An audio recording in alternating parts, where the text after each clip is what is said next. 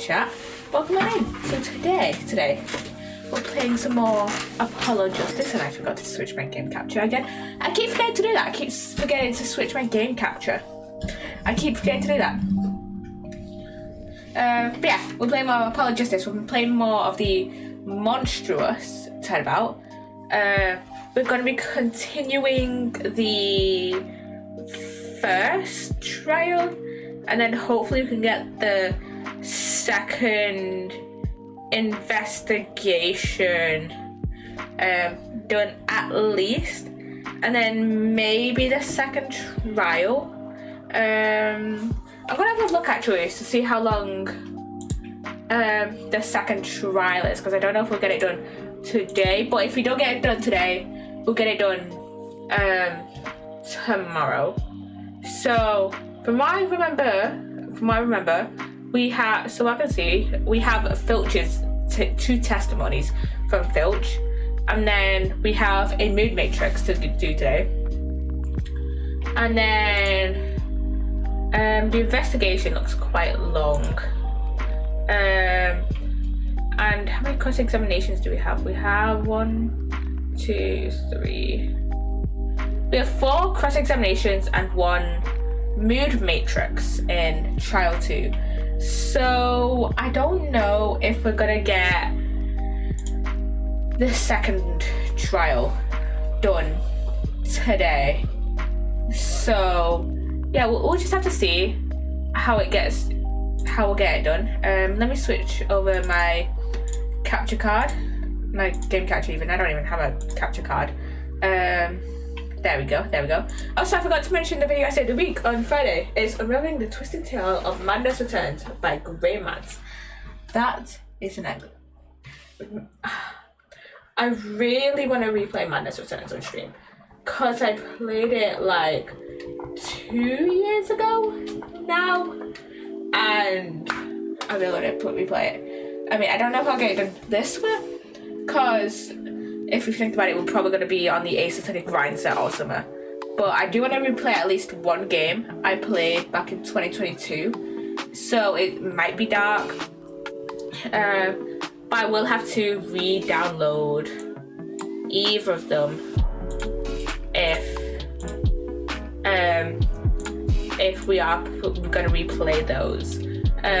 Also in terms of Haunt the House, I've decided that I'm gonna probably record me getting the last 2 achievements for Haunt the House, because it's I think Haunt the House, I feel like I can't do much commentary over it, so I might turn those into no commentary videos on YouTube, and then I'm gonna do a compilation of Haunt the House. And I already have Among Us compilation video of all my Among Us streams ready to go. I just need to export it and like upload it to YouTube and Spotify. So yeah. Grind set. So yeah, let's get back into Ace Attorney. We are on the Monstrous Turnabout, and we are on. We're playing. Oh yeah, I changed all the costumes. Okay. Let's have a look at. Oh wait, do we not have Apollo's notes here? Okay, so I'm gonna just look at the. We have a ton of evidence. So we have the Yokai Legend Scroll, the Soul document showing what Tenma Tarot looks like. It seems those who foolishly choose to depict the demon are cursed. Okay, and then that's the 9-tailed fox. And then we have a warning charm, a Tenma Tarot warning charm that Jinxie gave us when we set out for the crime scene. A 9-tails flower that boosts Jinxie's courage because it was her mother's favourite. A newspaper with a photo of Tenma Tarot floating through the sky. I feel like that's going to just be a costume. A diagram showing the scene of the crime, which was in this fox chamber, I believe. A diagram of the foyer, including the office used by Phineas Finch. never know what his name is a reference to. I know it's like somewhat of a pun name, but I never know what it's a reference to, and I feel like it annoys me so much. The fox and demon statue was the weapon used to bludgeon the mayor, aka Damien Tenma. This is what it looks like. The statue had traces of blood from the defendant Damien Tenma on it. It was apparently wrapped in a large cloth on which the defendant's blood was found. No fingerprints could be lifted from the cloth. That's interesting to make a note of. I'm gonna write it down. I'm gonna write it down. No fingerprints. I spelled fingerprints wrong. Prints on cloth. So, yeah. And then I have the crime photo of when Kyuubi and I forgot his name already. Alderman Kyuubi, Rex Kyuubi, died, and when Alderman Kyuubi and Mayor Tenma, Damien Tenma, well, when Rex Kyuubi was, dead, and when Tenma was knocked out, a mask found washed up on the riverside that heavily suggests that Rex Kyuubi, basically confirms that Rex Kyuubi is the nine-tailed fox wrestler that is shown in this photo, funnily enough. And to save Ninetales Vale from becoming a ghost town. This is Jinxie's eyewitness report. So after leaving the scene and calling the police, they passed each other at a bend in the hall as he made it for the foyer. He was carrying a staff-like implements that jingled. He couldn't call for help because there was no one else in the hall. Interesting. There's a TV program guide at 3 for Tenma Town Pro Wrestling for Howling Wolf vs Prey by Vampire, blow-by-blow commentary by Timothy Twilight. And Kyuubi was killed at around 3:20. And there's a friend in Reddit letter discovered in one of Alderman Kyuubi's pockets. If you value your dearest's life, you will merge Ninetales Vale with Tenma Town. Do not tell anyone about this threat. If you do, consider your dearest as good as dead. Now, a lot of the in-game characters believe that this was sent to Alderman Kyuubi, and that the dearest was his wife. But I believe this blackmail letter was actually supposed to be sent to Mayor Tenma, and his dearest would be his daughter Jinxie. But yeah, and then we have the characters in this case. So we have Trucy, obviously, she's in pretty much every case. Jinxie Tenma, one of Trucy's friends, and also the daughter of Damien Tenma. We have the amazing Ninetales, the wrestler. We have Damien Tenma, Jinxie's dad, and our defendant, by the way, Rex Kyuubi, Rex Kyuubi, aka the victim. Athena Sykes, who is, in this case, she's the newest lawyer. Obviously, in the last case, whatever the last one is called, I don't remember. Turnabout Countdown. In Turnabout Countdown, it was one of her cases.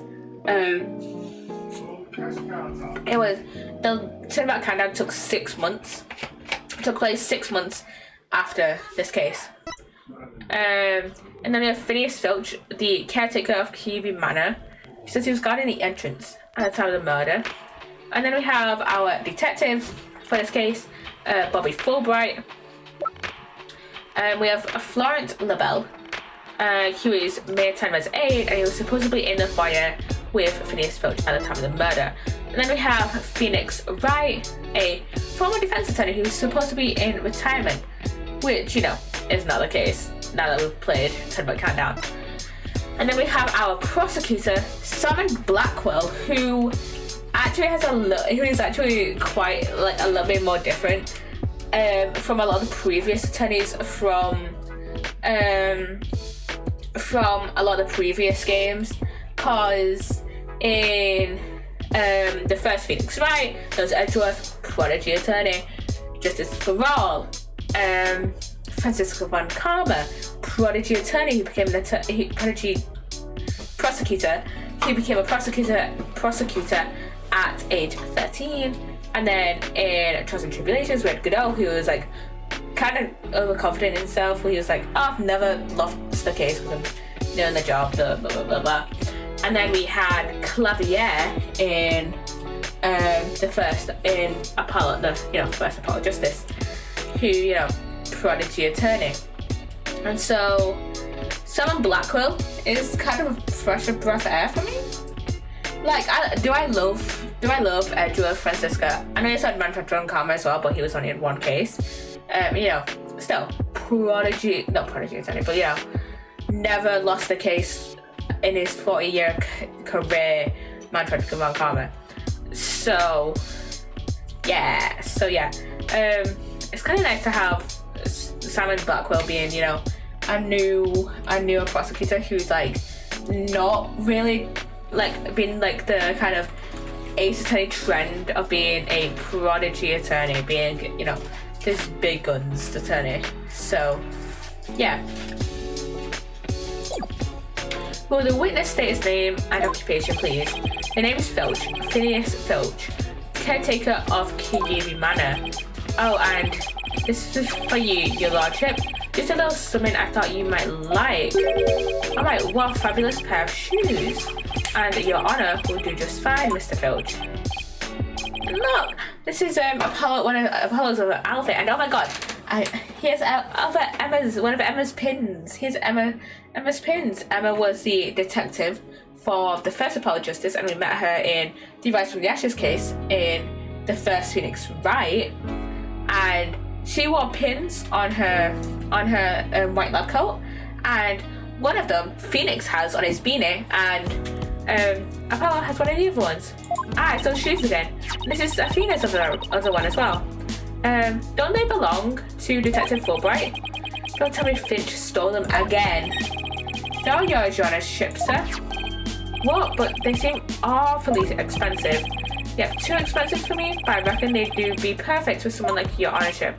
It's a kind gesture, but legal ethics dictate that I can't accept such gifts. Ethics. Just take them if you want them.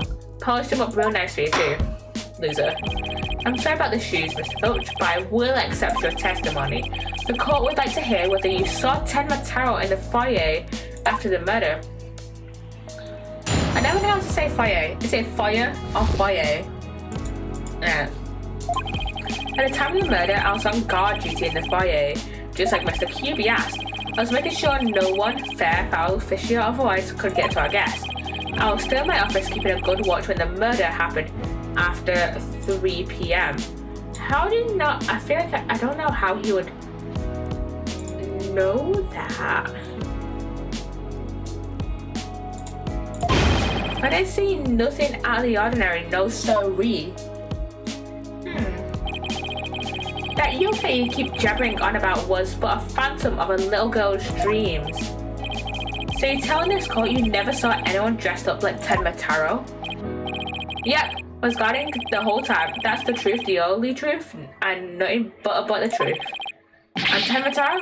But you don't really believe in all that yokai mumbo jumbo, do you? Reference. I certainly don't.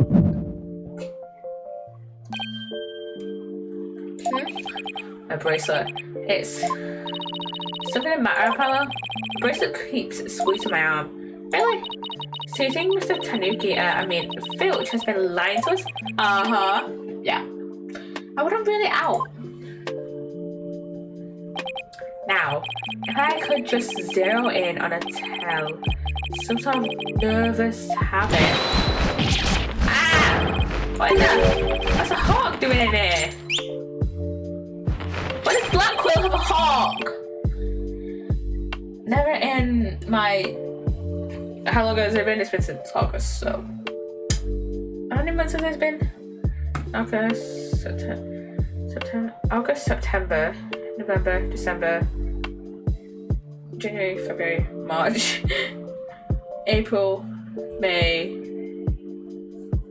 9 months of playing Ace Attorney, have we seen an animal in the courtroom? Other than, you know, that time we cross-examined the parrot. But no lawyer has had an animal companion with them. So this is wow. Allow me to introduce my trusty cohort, Tucker. He seems to have taken quite a liking to the courthouse, but it is new home, in fact. He doesn't live with you, you know, in jail. He's never heard of a courthouse bird. Tucker simply loathes trickery and fraud, and that queer power of yours seems to have offended my dear bosom buzzard. This isn't some sort of trick or... I'll be able to spot a squat like this. What the heck's going on around here? Run for the hills! No pets or other animals are allowed in the courtroom. Somebody help! Oh, he's merely having a bit of sport. He won't harm you. Save when truly famished. In that case, Prosecutor Blackwell, you will ensure your feathered friend is properly fed. Looks like we have to do this the old-fashioned way. We'll be fine, I think. If there was someone dressed as Ten Mataro there, Filch should have seen him. We just have to put our faith in Jinxie's statement for now. Unless Filch was the one dressed up as Ten Mataro. Mr. Justice, please proceed with your cross-examination.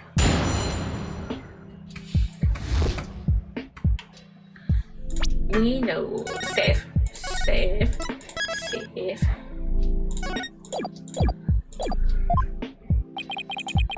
I think I know which one to choose. Because if you remember, the wrestling match was at 3, and we got that from Filch's office, I think. Or like outside of Filch's office.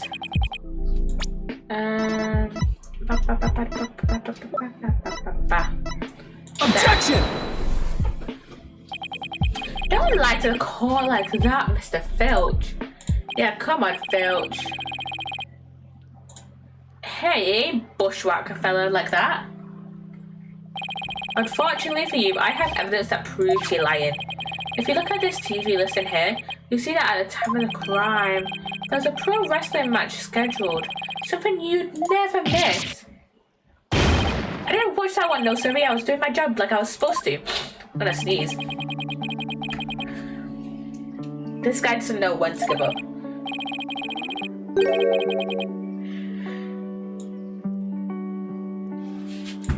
Mr. Filch, someone even circled the match. It was you, right? Yipes. Not only that, you even told me you watched it. You said, and I quote, "It was a complete disaster." So, do you admit to slacking off? You can't trick me with your Rudy Boo Riot talk. I'm one of them professional types too. I can double duty watching TV and the foyer at the same time. The only thing Filch can claim to be a professional of is professional feast. Yeah, because he keeps stealing fucking Fulbright's shoes. Mr. Justice, you would have this court believe the witness was slacking off? That's correct. He claims to have been watching TV and the foyer at the same time. There's nothing but a bald-faced lie. Bold, you say? But I'm not the one who's lying. Perhaps you meant the witness, Mr. Justice? And in that case, let's see what evidence you can offer. You claim Mr. Filch is lying about watching TV and the foyer simultaneously. Now, prove it! Take that! Please take a look at the direction of the TV is facing in this diagram. Now, unless Filch has the eyes where his right ear should be, I think it would be impossible to watch the foyer entrance and the TV at the same time. Why yes, someone watching TV that couldn't possibly see the entrance. Exactly, and that means, Mr. Filch, you are slacking off and were not watching the foyer as you claim. Yep, the bag's eye of the cat. I mean, the other way around.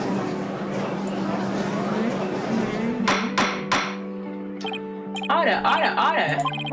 But Mr. Justice, is Mr. Filch's lesser stellar work ethic relevant to this case? Yes it is. Yes it is. It's very relevant because while he was slacking off watching TV, there really could have been a Ten Mataro impersonator. Objection! What now? Granted, this Tanuki was lax in his duties, but he still had the foyer entrance covered. What are you talking about? This. I'm not mind reader. Auditory sense. His eyes may have been slacking off, but his ears were still hard at work, right, Tanuki? They were? I mean, yes, they were. And that proves that they just weren't. But you already admitted to slacking off. Now you say you weren't? My eyes might be lazy, but my ears ain't. I would have heard anyone in the foyer. You see, the foyer floor and stairway get all creaky squeaky when someone walks on them. Creak, creak, creak. Loud enough to wake the dead, I reckon. So, you're saying you didn't hear anybody walk by? Yeah, my ears are working full time, so who's the liar now, you no shyster? A lying thief calling me a shyster. This has to be the low point of my fledgling career. Gotta hand it to you, Mr. Blackwell, sir. You really are something else. I mean, you don't miss a thing. And then bags under your eyes, they're darker than mine. Fair warning, Mr. Filch. Taka is particularly fond of Tanuki. Should you lie to the court again, you may suddenly find yourself on the menu. Right. Please don't eat me, Mr. Taka, sir. The witness will henceforth testify truthfully under penalty of painful bird attacks. And with that in mind, the court requests that the witness revise his testimony accordingly. This person here, you can't really tell, but does not, the look on the face, does not trust Tanuki, aka Filch, at all. This person here does not trust Filch at all. It's true I was watching a pro wrestling match on the office TV. My eyes might be slacking off, but my ears, they're working overtime. The floors are all creaky like, squeaky like. There's no way I would have missed someone walking by. So you see, there weren't no Tamataro in the foyer.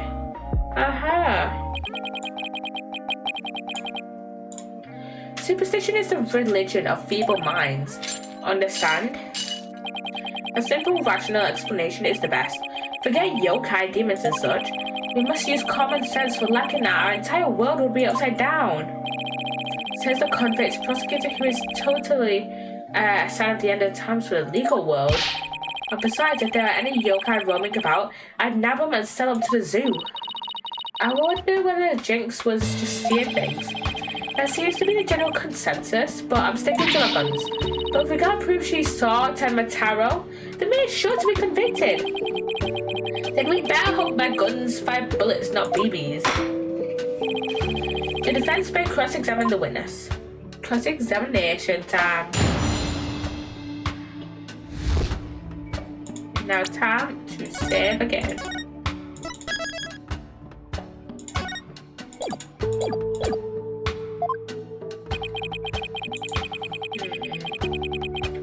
Yes. Okay. Hold it!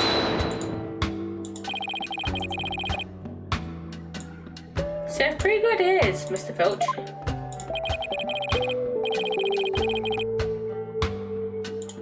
As good as they come, I said, ain't nothing to hear a creaky floor. Plus that Tamataro made a sound when he goes by. It's like a jingle jangle.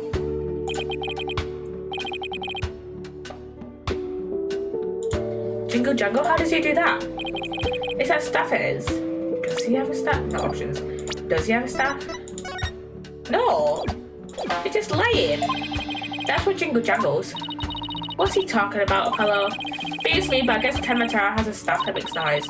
Come to think of it, didn't Jinxie mention something like that too? She said she saw Tamataro holding a staff-like object that made a jangly sound. I guess that's the source of the noise then. Well, Mr. Justice, Mr. Filch just says Tamataro jingle jangles. Would you consider that vital information? Yeah. Extremely vital. I request that it be added to his testimony. He wouldn't have known that if he didn't. He wouldn't have known that if he hadn't heard Objection! Jinxie stuff. 10 Mataro staff would make a jingly sound, you say? Well, I'm going to say that your story doesn't add up. Is there something the defense would like to share with the court? Mr. Filch, you say you didn't see 10 Mataro on the daily incident. Why then did you assume just now that 10 Mataro would be holding a staff? You see, the 10 Mataro Jinxie saw held a staff in his hand, and she described it sounds just like you did, as a kind of jangly sound. Yeah, so it was holding a staff. What's the point? The point is that 10 Mataro doesn't use a staff, not normally. What are you talking about? You see, this is the only known document depicting 10 Mataro. Is there staff in that picture, Mr. Filch? You're right, there's no staff, not even a cane or a walking stick. So the question is, why does the witness think 10 Mataro uses a staff? I believe the answer will overturn the prosecution's case on the most basic level. Well, now this is getting interesting. Alright, Mr. Justice, it's time to show the court where you're going with this. Please tell the court why Mr. Filch believes 10 Mataro carry the staff. He actually saw 10 Mataro. Mr. Filch actually saw 10 Mataro right after the crime occurred. That's the only way he could possibly know about the staff. Busted again. Bloody hell, you duplicitous little... Yes, how do you feel, Blackwell? Yeah! Not so fun when you're on the receiving end of the blade, is it? For this notification, now I'm going to quickly check. Admit it, Mr. Filch, you did see 10 Mataro that day, didn't you? Well, I'm begging you, please don't make me say it. But clearly you did see 10 Mataro. Stop stalling and testify to that fact. No can do, no way, no how. You've got no idea how terrifying he can be. He? Mr. Filch still won't admit to seeing 10 Mataro, even though everyone knows he did. The question now is why?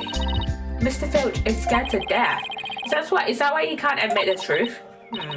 Come to think of it. They say you must not gaze upon 10 Mataro, but in the event that you do look, and then tell anyone what you saw, 10 Mataro will claim your soul. That's what Jinxie told us yesterday. Not yesterday, Friday.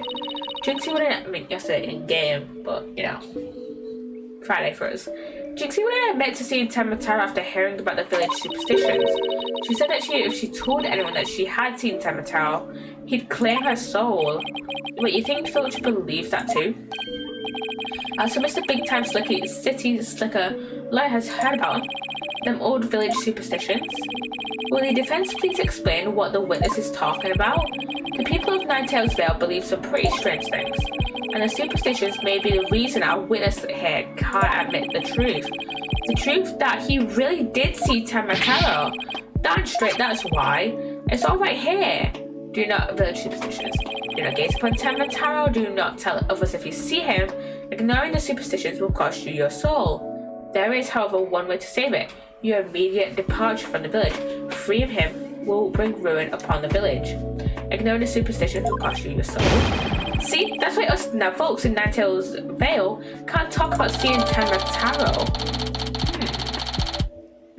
Indeed. That clears up one mystery. The killer took advantage of the superstitions by wearing a 10 Mataro costume. He knew that way no one could talk about him, so it was as if he never existed. The defense holds that this 10 Mataro impersonator is the true killer. What? Yeah. Objection! What is it, Blackwell? Superstitions, you say? What kind of a fool would actually believe such rubbish? And would that using some silly fairy tale could easily expose the culprit? You need to come up with a more rational, common sense explanation than that. Your common sense seems awfully narrow-minded to me, Professor Blackwell. Try living in my world of narrow cells, multiple danger, and dark, sleepless nights. There is no lack of superstitions in the clique, but few are those who truly Objection! believe in them. But the people of Ninetales Vale truly believe in them as well. Well, the village superstitions are real enough to the people of Ninetales Vale. I like that superstition might make you a believer.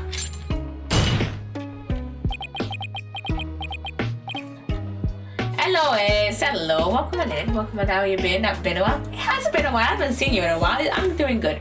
I'm doing. How you doing, Ace? How you doing? How you doing? We're just doing a bit of cold justice.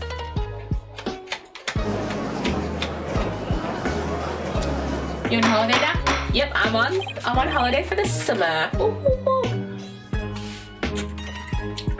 I had my last thing. I had my last day in uni. On Monday. Must be nice. It is. I think I'm one of the. You know what's weird? And I'm okay, just a bit stressed, lol. I'm guessing you're still in school, right? Still doing in college or whatever, doing exams or something. But yeah, for me it's weird, a bit weird for me to feel like one of the first of my friends to finish for the summer. Because last year when I was doing, I did an extra year in sixth form. Okay, so you're doing A levels or coursework. First exam tomorrow, I feel so bad. So you got this, Ace. You got this. You got this. You got this. But yeah, it's so weird for me because last year when I was doing my A levels, I was literally the last one of my friends to finish because the last exam our sixth form was doing was chemistry, and guess what subjects I did? Chem. Oh god. I feel. You're gonna do fine. You're gonna do fine. You're gonna do fine. I hated chem, but I'm sure but you'll do fine. You'll do fine, Ace. You'll do fine. But yeah, I had my last exam. Literally, I think it was the 26th or the 27th of June. I think. Oh, wait, what time was it? What day was it? I think it was a Friday. So let's go to. I'm looking at my.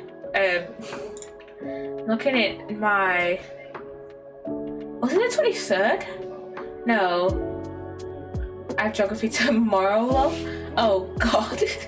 You're gonna do good. You're gonna do great. You're gonna do great, Ace. Ooh, ooh. I can't remember if it was on the 23rd or the 26th or the 27th. It was my exam was the last exam that my college with my sixth form was doing. And now it's I'm one of the first ones out of my friends to finish.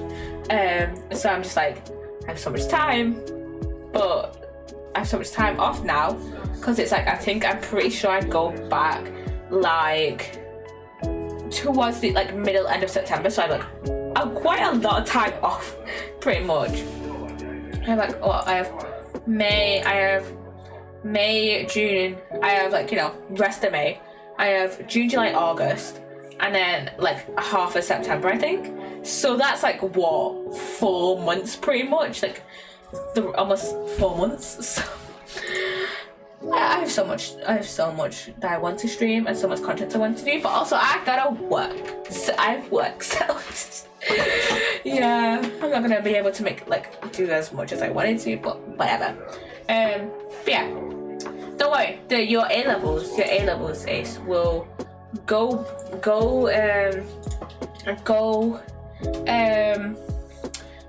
so quickly. Your A level exams will go so quickly. I need ABB. What course are you thinking of? Uni or apprenticeship or whatever? Architecture. I haven't heard much about how hard it is to get into architecture, but I know you will do great. You do good. You will do good. And I'm getting rid of notifications for fun. But you do good. You got this, Ace. You got this. You got this, Ace. So you enjoyed your first year? I did actually. I mean, there was a few assignments where I was just I hate doing this and I just want it over with. But there was a few assignments where I was oh, I really enjoyed this. For example, one of my modules, it's called, I'm doing psychology at my uni, by the way, and one of my module, exploring psychology, that I just finished 2 weeks ago. That was my first module that I finished. I really enjoyed that module, and I got 85 on the first assignment for that module, and then I haven't gotten my results for my presentation yet. I should be getting them by next week. Though. So by next by next Friday or next Sunday at the latest, I will be telling you guys my results for my last assignments, and my test that I took on Monday. Wait, my test. I don't think that'll be marked in next week. I don't know. They usually say at uni that they'll usually try and mark stuff in 2-3 weeks. So hopefully either by next week or the week after I should be getting marks for my test. So, and oh my god, I'm getting my research methods marks next week. Hopefully I haven't failed research methods. But because I hated that quality doing my second assignment for research methods so much. I hated it so much. I think for me with assignments is that if I'm not really interested in it and I don't fully understand what I'm doing, then it's like, oh, I don't want to do this anymore. With our first assignment with research methods, it was like, oh, I kind of know what I'm doing, but it's my first time doing the type of assignment that we're doing for research methods. So it was I got 68, which is still good, but I feel like in second year, because I think we have a research methods module in second year as well. I feel like I'm gonna do better if we have the same type of assignment. Hopefully I'm able to do quantitative reports for both, which is the more mathy stuff, because that's the one I more enjoyed doing, and I feel like I more understand it now. I more understand the more mathy stuff of psychology than the more subjective stuff, so, and the stuff where you have to go digging for themes and stuff like that. I mean, I haven't done a lot of the other stuff for I haven't done a lot of the more subjective analyses for. This is just getting into psychology nerdiness, but I haven't done a lot of the analyses for psychology stuff. I've literally only done thematic analysis, and we've learned about another type of analysis that I've forgotten. We learned it on the last week before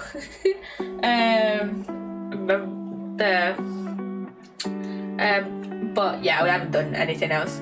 I remember I wanted to do med and psychology, not architecture. Law. Psychology seemed fun. It is fun. I think for me, it's once I actually get into an assignment and I find out, oh, I really enjoyed looking into this research topic, then I now do fine. I now do well, and I think it's quite fun. I think it is quite fun to just dig around and Google Scholar, just looking around at research articles.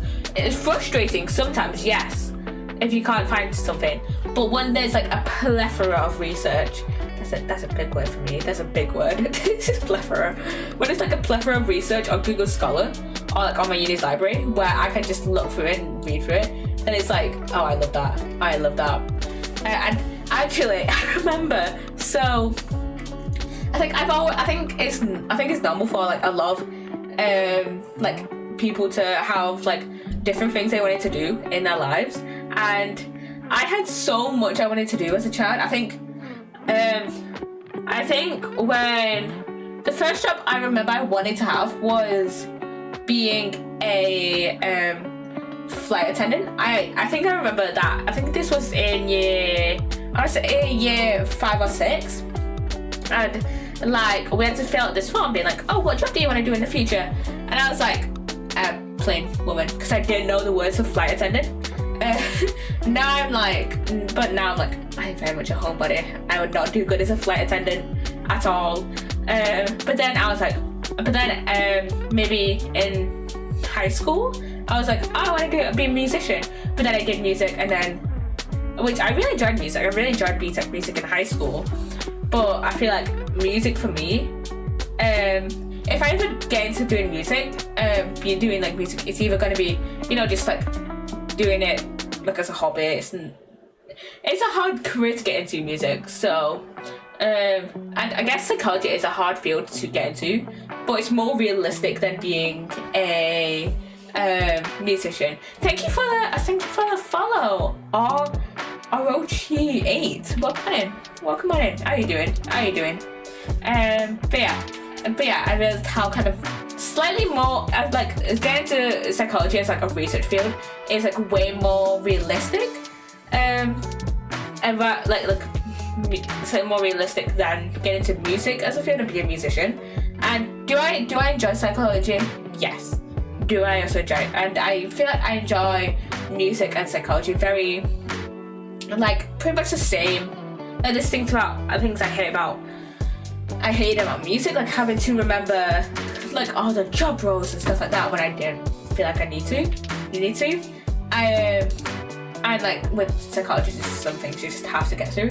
But I feel like I love music in high school and psychology kind of equally. And then when I first applied to do my A-levels, this was like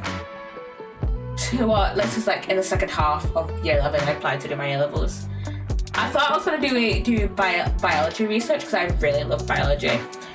So I originally applied to do psychology, biology, and media studies actually. Because at this point I was like a year into, like, not a year, it wasn't a year, it was like, a few months into Twitch streaming, like maybe 6 months into Twitch streaming at this point. So I was like, oh, I really wanted to go into this. And then when we went to, do like the induction and like the interview form, my sixth form, one of the teachers was like, oh, you want to get into biology research? You want to do biology at uni? And I was like, yes. And he was like, oh, unis might think, you might not think you're all into biology, all into like sciences if you also do media studies. So do another science instead, do chemistry or physics. And I was like, I really don't want to do physics, so I chose chemistry, which was the worst choice. I should have just stuck to my guns and been like, hey, I don't really know if I want to go fully into biology research. I might change my mind. So I'm gonna stick with media studies. I really wanted to do media studies, but I didn't get to do it. So I ended up switching to chemistry. Worst mistake of my life, because I hated chemistry with a passion, with a burning passion. I hated it. And then, like, middle of the way of first year, I was like, I want to do I think it was like either middle of the way through first year or like end of first year of A-levels. I was like, psychology. I want to do psychology at uni. So, and that is where I am now. I'm going to go into psychology research. I mean, I feel like it might change in the future, but I feel like now the job I want to do now. This is taking a whole detour from Ace Attorney, but but I feel like the job I want now is being like an assistant researcher at my uni. Like, I know a lot of like people who produce research are also like professors. I'm gonna look up what the average assistant researcher role is. Assistant researcher UK. I'm gonna take it off in case it doxes where I need. So, okay, the first one that came up. Again, these may not be accurate. So the first one that came up pays like around 37 grand. That is decent for starting. Again, these were like posted on different job sites. Another one pays like between 29 grand and 33 grand.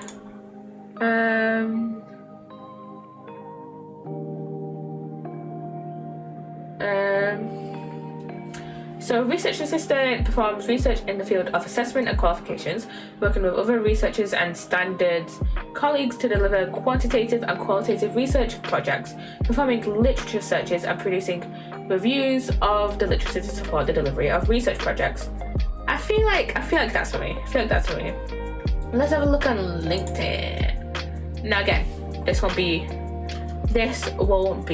accurate. Don't even see, just immediately say how much they're paying. No, will it say on Indeed? What it will be?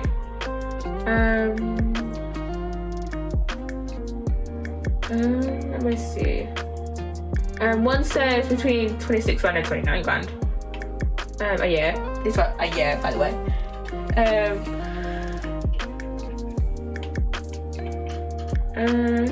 Look. One is between 25 grand and 29. One is from 32 grand. One is between 25 grand and 30 grand. That's decent. I think that's decent for the Stein. And I need to clean my glasses. But yeah. That's where I think I'm going to end up doing after uni. I mean, that may change afterwards. I feel like the thing is, I would probably need my masters, so I'm probably gonna do my masters like after uni, and just do my masters at the uni I go to, because it's just the easiest thing to do. That's just like the closest to where I live, so I might just apply to do it at my uni that I go to. But yeah.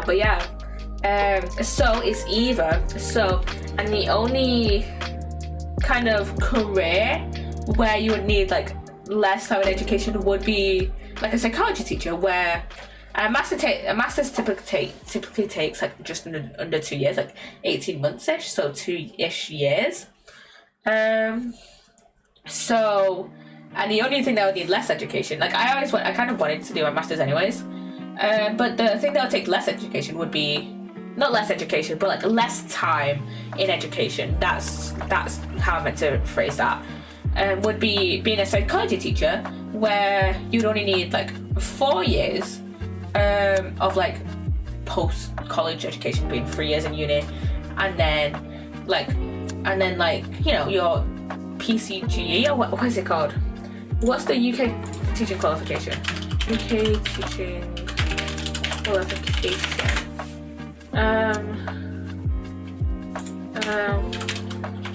What is it called?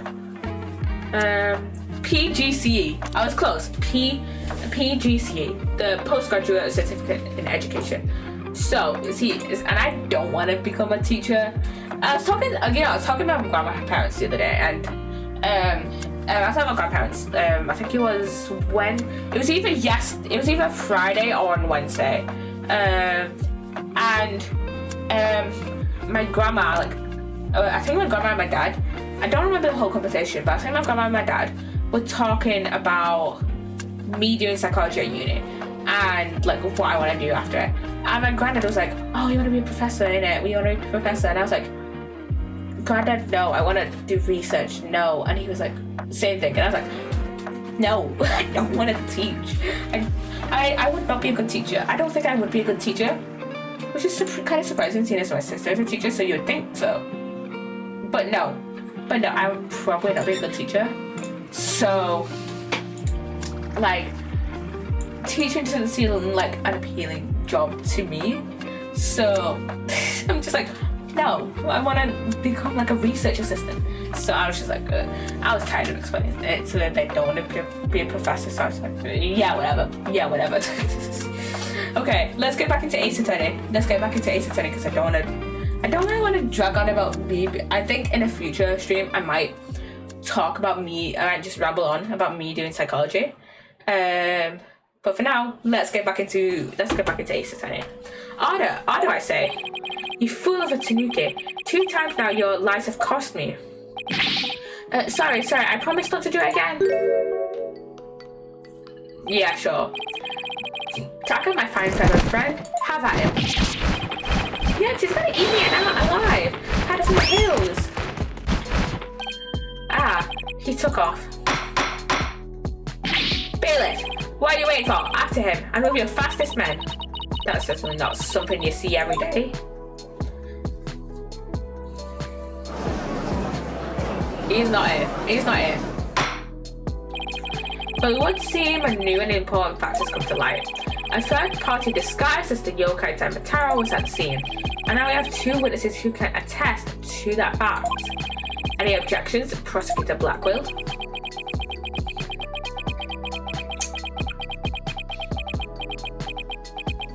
Lardos.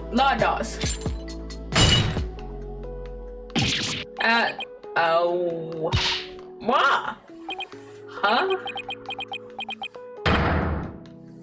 He just broke his chains, his shackles. I'm too young to die. Justice don't know. Long as it's been since I've been forced to draw my blade. You had best say your prayers.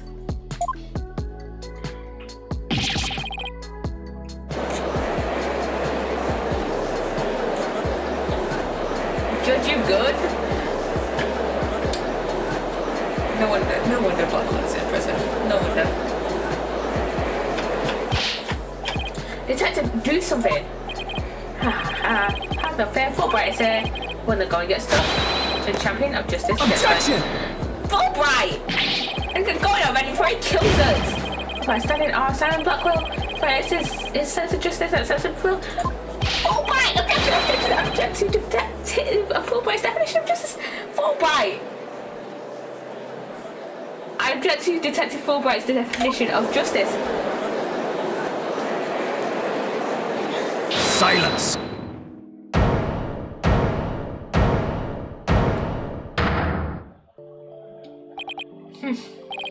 I'm not in the habit of cutting down unarmed cowards. Well, in that case, Prosecutor Blackwell, can I ask you to, I think the judge forgot he's in charge here. What? Why is a convicted murderer our prosecutor? So Justice Dono's assertion is this: Tenma Taro is the real killer, not Mayor Tenma. According to him, there's a yokai at the scene of the crime. Right, and that yokai, or rather whoever was impersonating him, killed Alderman Yube.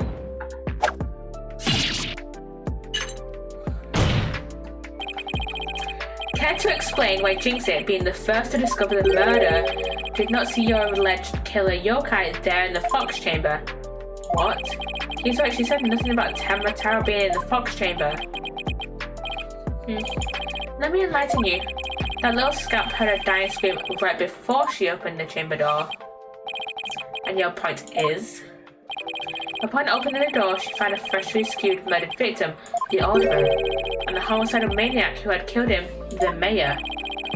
No, there must have been someone dressed up like Tenma. And why does that little scamp claim not to have seen a yokai in the Fox Chamber? Considering her father is accused of murder. Oh, I need 5 minutes. I need 5 minutes, everyone.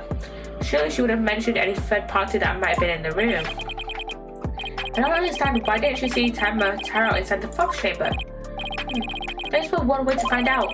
Ask Jinxie Tenma whether she saw your killer yokai at the scene of the crime. Uh-oh. The final battle draws nigh. Only one of us will leave her alive. Long has my blade thirsted for blood, and that at long last it shall be sated.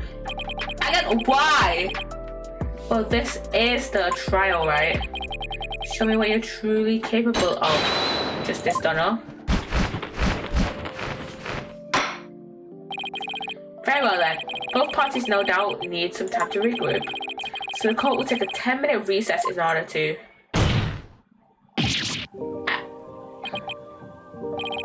3 minutes. I'm sorry, but a 3-minute recess? Just so, plenty of time if your destination of intent is the loo. The loo? You mean the bathroom? Sheesh. At least include enough time to wash our hands. See that you take no more than 3 minutes. All latecomers will be punished. Yes, sir. I hereby declare a 3-minute recess before the battle begins. I declare Prosecutor Blackwell the winner of this round of Simon Says. Doesn't bode well for us if the prosecutor is running the show, does it?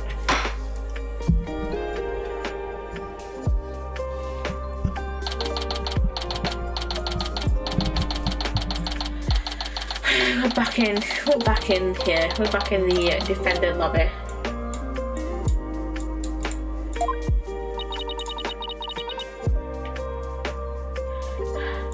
He busted out of his shackles. It was all about guess they don't make shackles like they used to. Better be careful, Apollo. You really brought out the samurai in him. Especially if you prove that there was a Temataro impersonator at the manor. What's with that guy in the whole samurai act anyway? Such a fine swordsmanship. That is no mere act. Mr. Justice, it's high time I challenge this jailhouse prosecutor to a duel. No, wait, let's take the duel until after we prove your innocence. I suppose it could wait till later. Does anyone remember we're conducting a trial here? Athena, I'm gonna wash up. Remember what Blackwell said, the Apollo? Don't be late.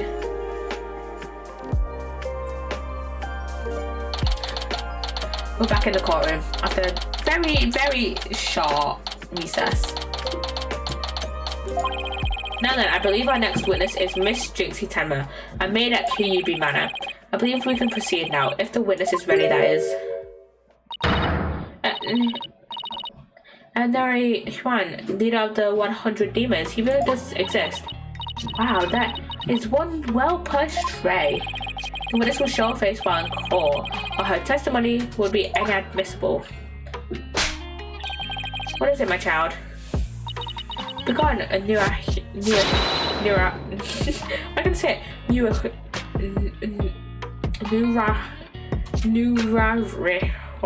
Nurarihon, leader of the 100 demons. You think I'm a yokai? Well, I once was known as the judicial monster of sorts. No, you weren't. The beast of the bar, the demon of due process, if you will. No, you weren't. My charm has no effect.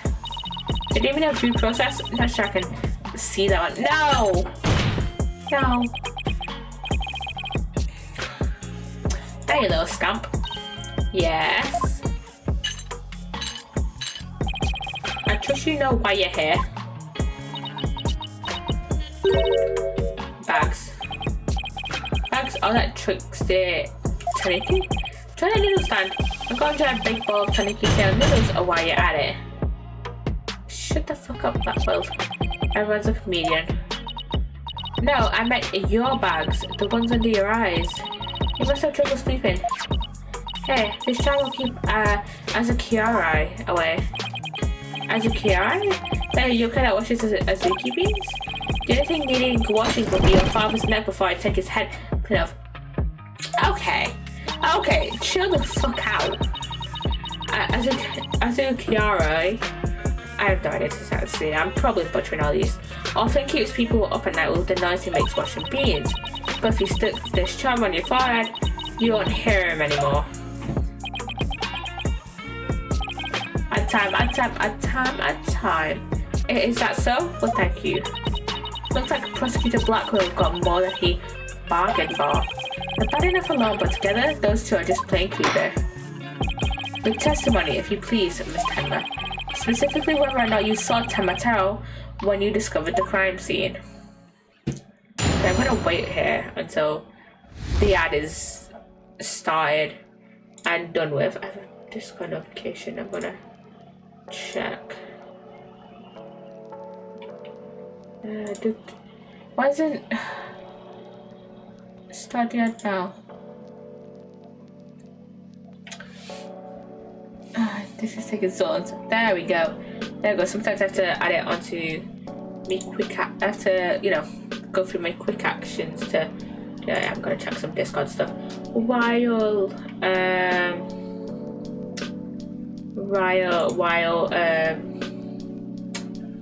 the ad is playing. But yeah.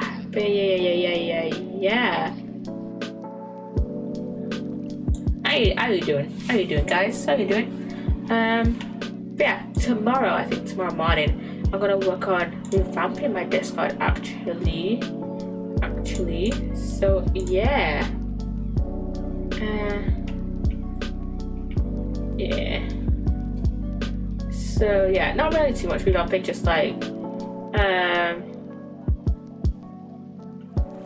just, you know, like redoing the roles, because I haven't done those. I need to do those. I need to revamp the roles. And welcome back, everyone. Welcome back, everybody. Baby. Okay. Did I see Tamataro in the fox chamber? Well, when I opened the door, I saw. Yes, now I remember. Yokai, right down the room.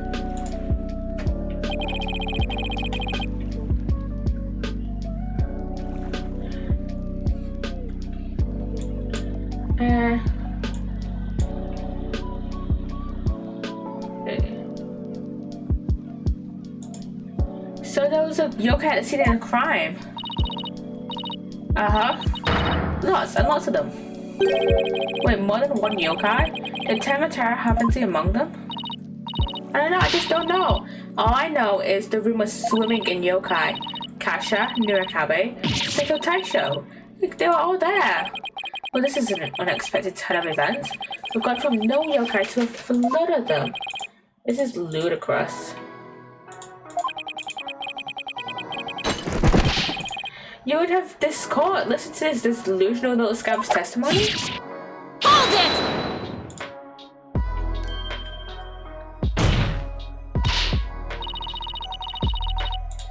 Your Honor, I believe her memory is simply clouded by fear.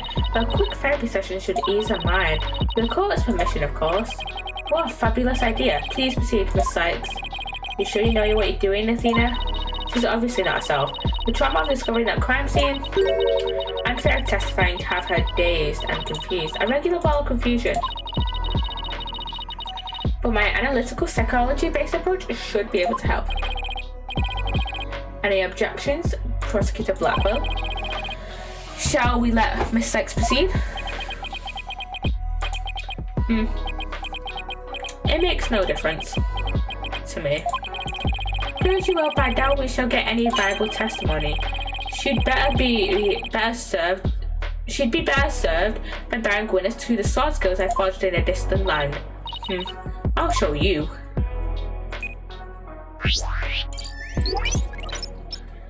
It's the mood matrix.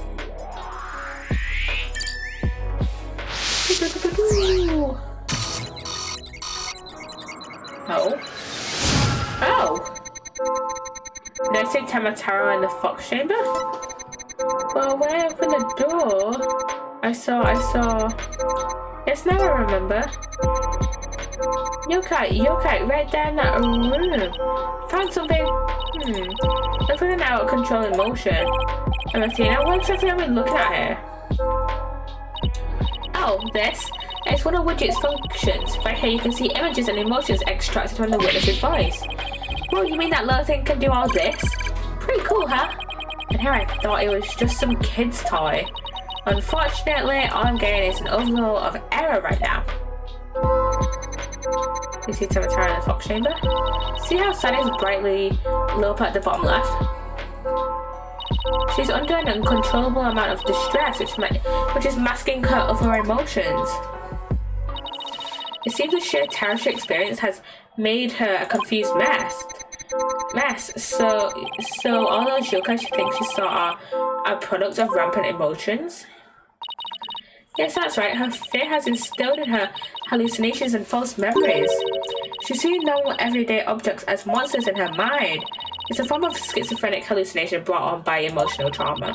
And the trauma in Jinxie's case is fear. So she was and still is seeing ordinary objects as yokai. We'll have to find the root cause of her extreme fear before I can treat it. Now let's see. Right there in that room. Paul, can you point out the yokai in the wheel of fire? She seems particularly terrified at that one. Start by pressing probe. Now, which is cute. Next, point to what's causing Jinxie's out of control emotion. Finally hit probe again with R to try and get to the heart of the matter. Okay, let's give it a try. Right in that room. Got it! Jinxie, what's the name for that yokai on the Wheel of Fire? That's Akasha, the yokai that steals the bodies of the recently deceased. I beg him to steal the Aldermans. It's almost creepy how well that fits the actual situation. Exactly, it's a form of hallucination where the patient can't see things for what they are. There must be something that's seen in the crime that she's mistaken for Akasha. Apollo, you need to point out what she thought was a yokai on a Wheel of Fire. Huh. I think I know the answer now. Jinxie, that wasn't Akasha you saw. Could you possibly be mistaken this for Akasha? The light, that's the only thing it could be. Take that! The light fixture? This one right here, it's a flame design and it's up there on the ceiling. There's never a yokai on the Wheel of Fire. The Akasha you saw was just a light fixture.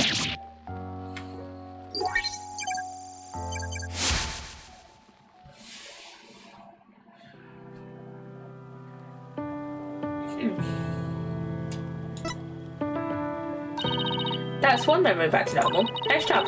Now you've got the hang of it, it should be a cinch to point out the rest. Jinxie, what about this red wall-leg monster? And that's no camera, it's a wall monster that blocks your way or leads you astray.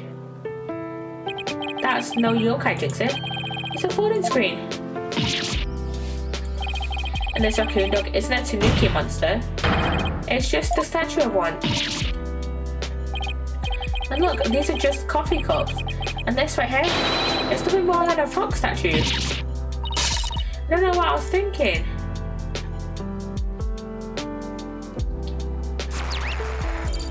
Ooh, our knowledge level is down to 15%. You need it, Apollo. How extreme fear is under control now. It was all just my eyes playing tricks on me. They weren't any yokai at all. See, a clear-cut statement. That's Apollo, my psychology and your intuition, Apollo. And just like we thought, there never really were any yokai in the Fox Chamber. Right, there never really were any yokai there, so the defense was asserting the exact opposite of their original assertion. Oh no, we thought it was someone dressed up. Wait, Jinxie, what about the Temataro? There wasn't anyone there dressed up as Temataro or any other yokai either. Remember it clearly now. You've gotta be joking.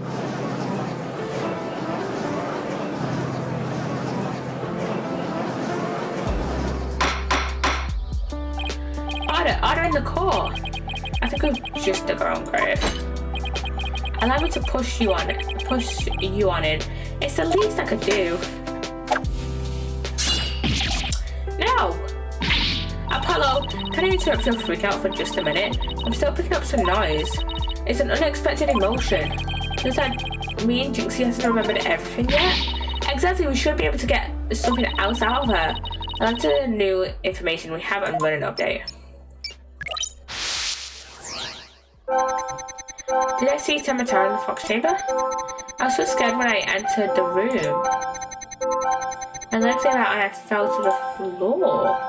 Oh, there's a lot.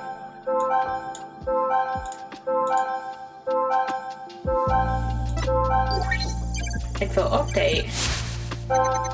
Then the Fox Chamber I saw. The Alderman dead on a table and Papa collapsed in a chair. Nobody else was there, and that includes Temataro. Wait, what am I supposed to do? Trying to find the emotions that contradict her statements. So I found a contradictory emotion. I should point it out. That's right, but it's not just contradictory emotions you should look out for. You should also keep an eye out for sudden changes in emotions. There's these emotions intensity. Her emotions might get stronger or weaker as you move from statement to statement. It's important to compare how the same emotion changes throughout her testimony. Contradictory emotions and changes in intensity. Okay, I'll give it a shot. Okay. Look, her sadness gets smaller. Pinpoint sadness. Got it!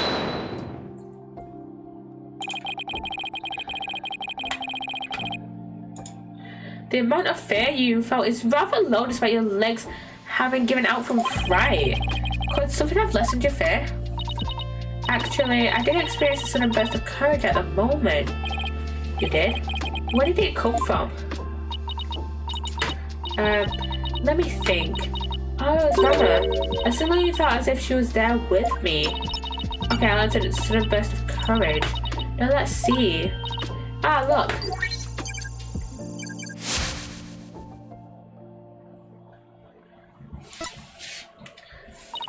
Apollo, the noise is all gone. Jinxie seems to have remembered everything by now. Whoop, whoop, whoop. A sudden burst of courage. Now, where could that come from? Jinxie, was that something that gave you a sudden burst of courage? Yes, I was, but I realized I had done something naughty when I thought about it later. Any idea what could have given Jinxie that courage? Well, there is one piece of evidence that comes to mind. I wonder if she saw something like it at the scene of the crime. Jinxie, did your sudden burst of courage have anything to do with this? I'm gonna guess it was maybe this. Take that! Jinxie, you didn't happen to see a Ninetales flower there at the scene, did you? Ah, the demon lion strikes again. I can't hide anything from you. I found a small case with a picture of a Ninetales flower on it. I liked it so much I kept it. You what? You can't remove evidence from a crime scene. That's right, young lady. Removing evidence is a big no-no. Now, the witness will produce said evidence this instant. Sorry. It does seem to be some sort of case. Oh look, something stands out. It appears to be a key. May I have a look, your boldness?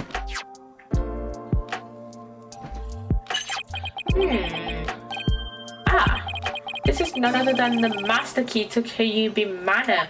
Oh, are you certain of this, Prosecutor Blackwell? It matches the serial number of the key that went missing after the murder. A master key went missing. I like the sound of that. A little scamp here has stumbled upon an article of unimaginable consequence. That's a little melodramatic, don't you think? Heed these words, for I shall say them but once.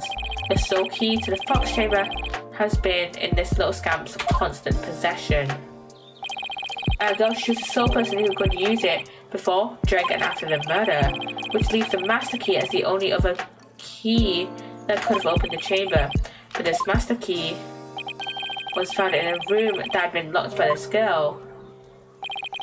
And your point is, until Jinxie Tama opened the fox chamber with her key, the room had been locked tight from the outside world, and there was no one else in there save the victim and the killer. I'm sure she'll figure it out for herself by now. A killer other than Mayor Tenma himself would be utterly inconceivable. No!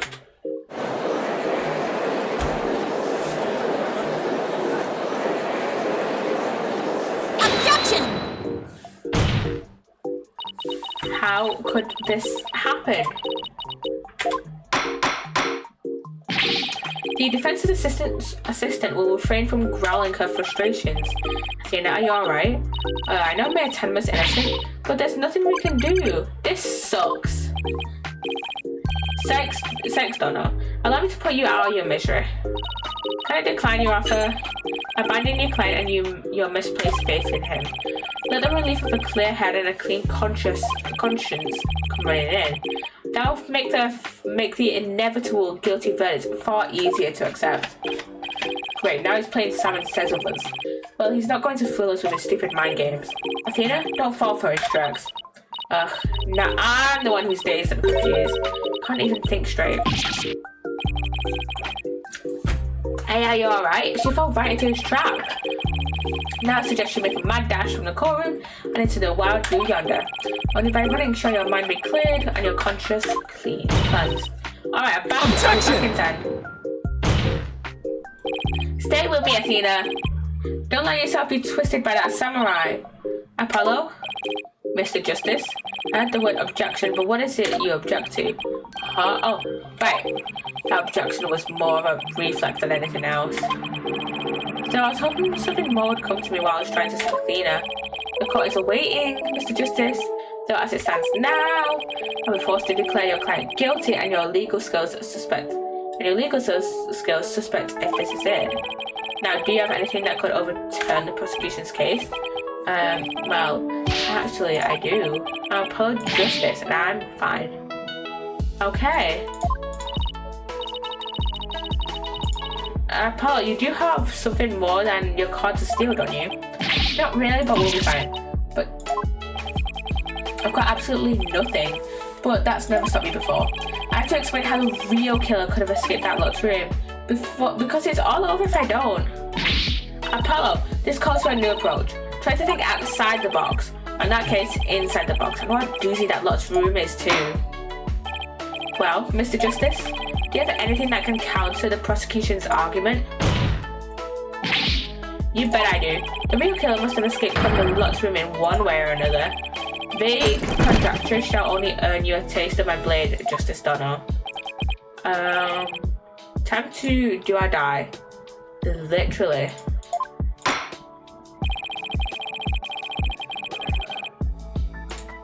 The defense will now explain how it will be possible to escape the locked room. Are you sure about this, Apollo? Can you really explain what happened? I'm fine. We just need to think this whole escaping a locked room thing over from the beginning. So, let's see. If the killer had escaped, how could they have done so? The choices are pretty limited. The room has a window, but it doesn't open all the way. It doesn't open wide enough for anyone to get through, and there's a sheer cliff outside. As for the air vent, it's up too high, and there's nothing you could stand on to reach it. And needless to say, the forbidden chamber wouldn't open no matter what we did, so that's out. Yeah, that's why we gotta keep the solution simple. Like I say, simple is best. So, the hallway door. We need to rule out all the other door, the main door. We need to rule out all of the absolutely impossible escape routes. Whatever's left just might lead us to how the Fox chamber was compromised. Your Honor, the defense proposes that the killer escaped through here. Here. Take that! The hallway door? Well, yes, I suppose that would be the only way out. It would appear you've already forgotten. The only available key until Jinxie Temma came on scene was within that locked room. How would one exit the Fox chamber and then lock it without a key? I should have seen this coming. Remember, Apollo, keep it simple. Simple, right. I could understand if the killer had exited the room with a key, but... Well, Mr. Justice, the prosecution has some fine Japanese steel waiting unless you explain yourself quickly. Fine, I can explain myself. The reason the Fox chamber hallway door was locked because the perp blocked it from outside. What if the room was locked from the outside? In other words, the killer took the key through the hallway door, then locked it. Youch! Consider this. The master key was found inside the tightly locked Fox chamber. Any assertion that the key was removed from that room is a blatant contradiction of fact. Exiting the room before locking the door would require taking the key outside, but the key was found inside the room, which does seem like a contradiction. If only we could explain both, like how the key could be inside the room and be used to lock the door from the outside. There's only one possible solution. Well, let's see if the defense can respond before Prosecutor Blackwell draws his sword. How could the master key be at the crime scene despite the room being locked outside, through from outside? What if someone threw it into the room from outside? Something like go out the hallway door, lock the room, and then toss the key back in through the window. That would explain how the master key could be inside the locked room. And where would you throw it from? There's a cliff outside the Fox's chamber's window. Throwing the key in from there is an impossibility. There is one other option, the air vent. Oh, right! I wonder if the key could have been tossed in from somewhere other than the window. Somewhere other than the window?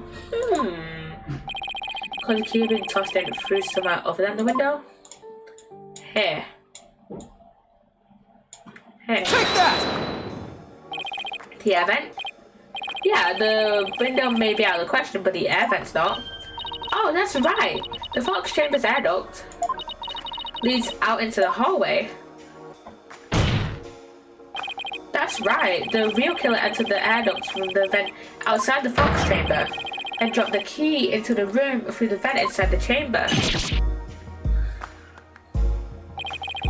That's preposterous. Well, that explains how the key got in there after it was used to lock the door perfectly. Mr. Justice, I'm afraid I'm a bit confused. Don't worry. I'll explain it so even Your Honor can understand. First, the real killer disguised as Temple Taro murdered the Alderman in the Fox Chamber. Then they fled the room through the hallway door and locked it. Next, they entered the air ducts from the vent outside in the hallway.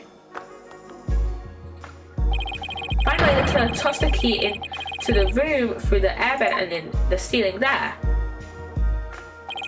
All that was left to do after that was go back through the ducts and flee the manor. Well, Your Honor, could that be any clearer? Amazing, even I could follow that. The judge seems really pleased. That explains everything. The real killer was someone dressed up like Taro, and there was someone else other than the mayor and the alderman in that room. It looks like that lawyer has beaten the jailbird prosecutor, and that was a total turnabout. The massive forehead of his seems so much more attractive now. Jeez, he does have a big forehead though, doesn't it? Order in the, I say. Then I've proved a possible third party. I don't see how our client could be guilty. Silence!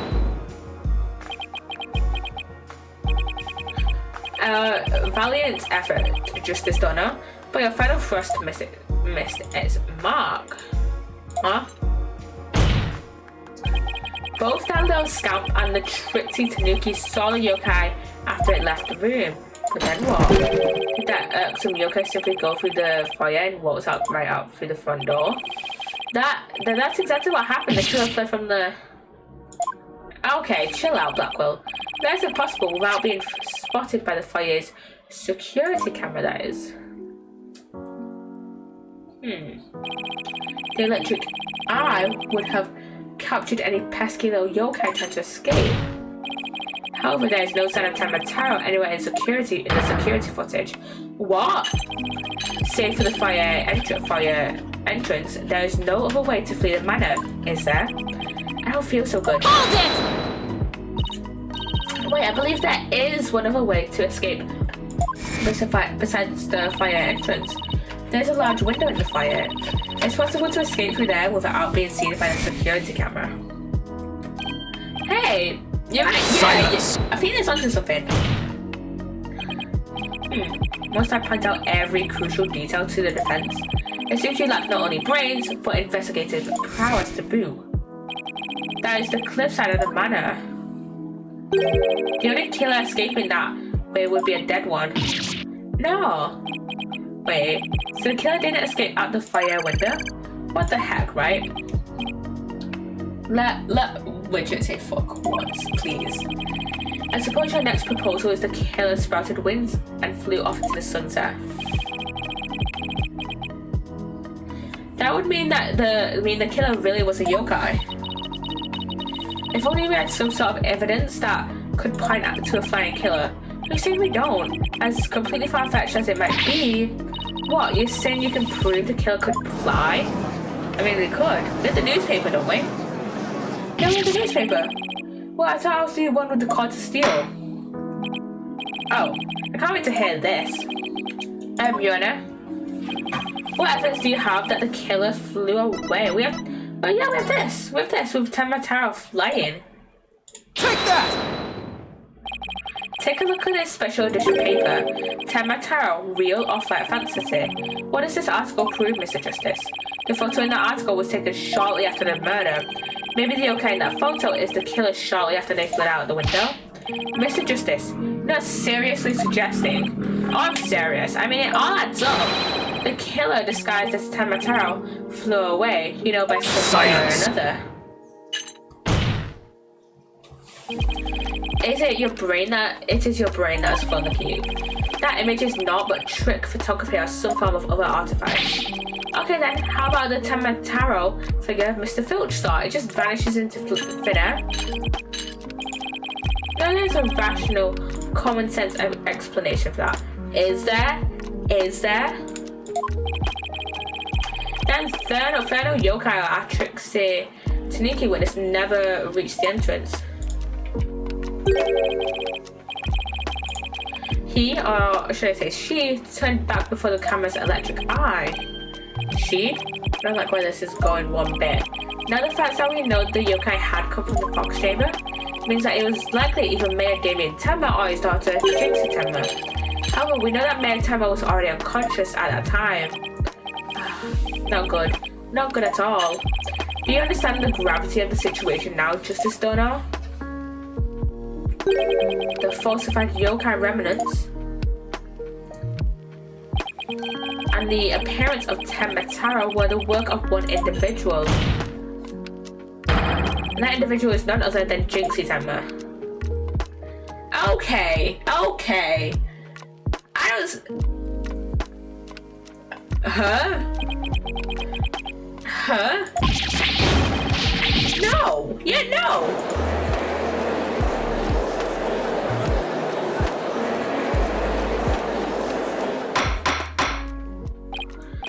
Order! The defense will stop competing for the greatest freakout ever.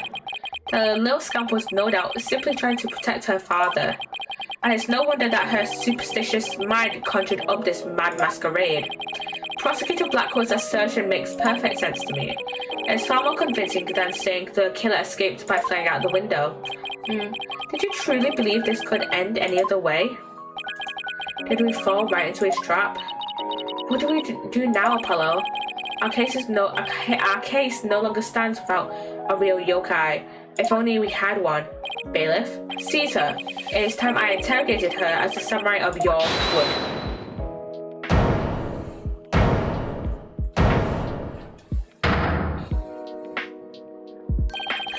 Mayor Tenma? This farce is over. How does it feel, seeing your own daughter accused of a cover-up most foul? Tenmataro's true identity is... Now, Mr. Mayor. It would be futile at this point to claim you were the yokai. After all, you had been knocked out cold by a blow to the skull. Stepping into a yokai costume and roaming about the manor would be all but impossible. Consider this well. As it stands, your daughter will be arrested for obstruction of justice. But if you confess, the prosecution will be willing to overlook her little yokai farce.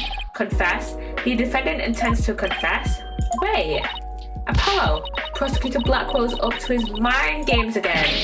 Mayor Tenma, no, don't fall for his twisted words. If you're sent away for murder, Jinxie will be left all alone. The real killer is... Mayor Tenma's gonna confess unless we do something. But I can't prove how the real killer could have flown away.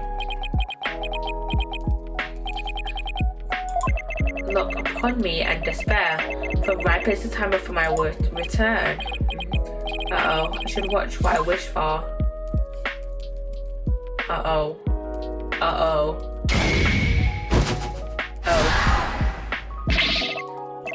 Foolish mortals, I am Temataro, the yokai you seek. Oh. Mayor Tenma? Silence, I am Temataro, freed from the bonds binding me to the Forbidden Chamber. Behold the return of the Demon King. What the? Demon King? But then I think it's time for me to take a vacation. That is so fucking fair. It's so fucking fair, honestly, Judge. I mean, that guy at the start, we already know the killer. By the way. We already know who it is. We saw the cutscene at the beginning. It's Mr. French guy, Florent Labelle. The witness will explain himself. Are you saying you're Temataro, the yokai we've been chasing this whole time? Indeed, it is I, Temataro, the one whom you seek, come to reveal the truth.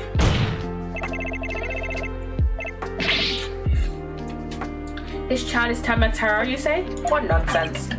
So, Mayor Tenma is a yokai now. His body is now mine. So you're saying that Mayor Tenma is being possessed by you?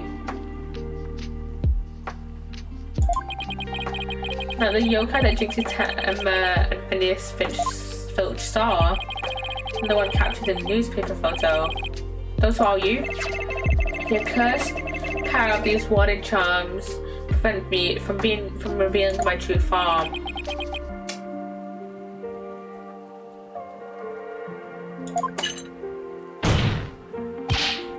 Your boldness.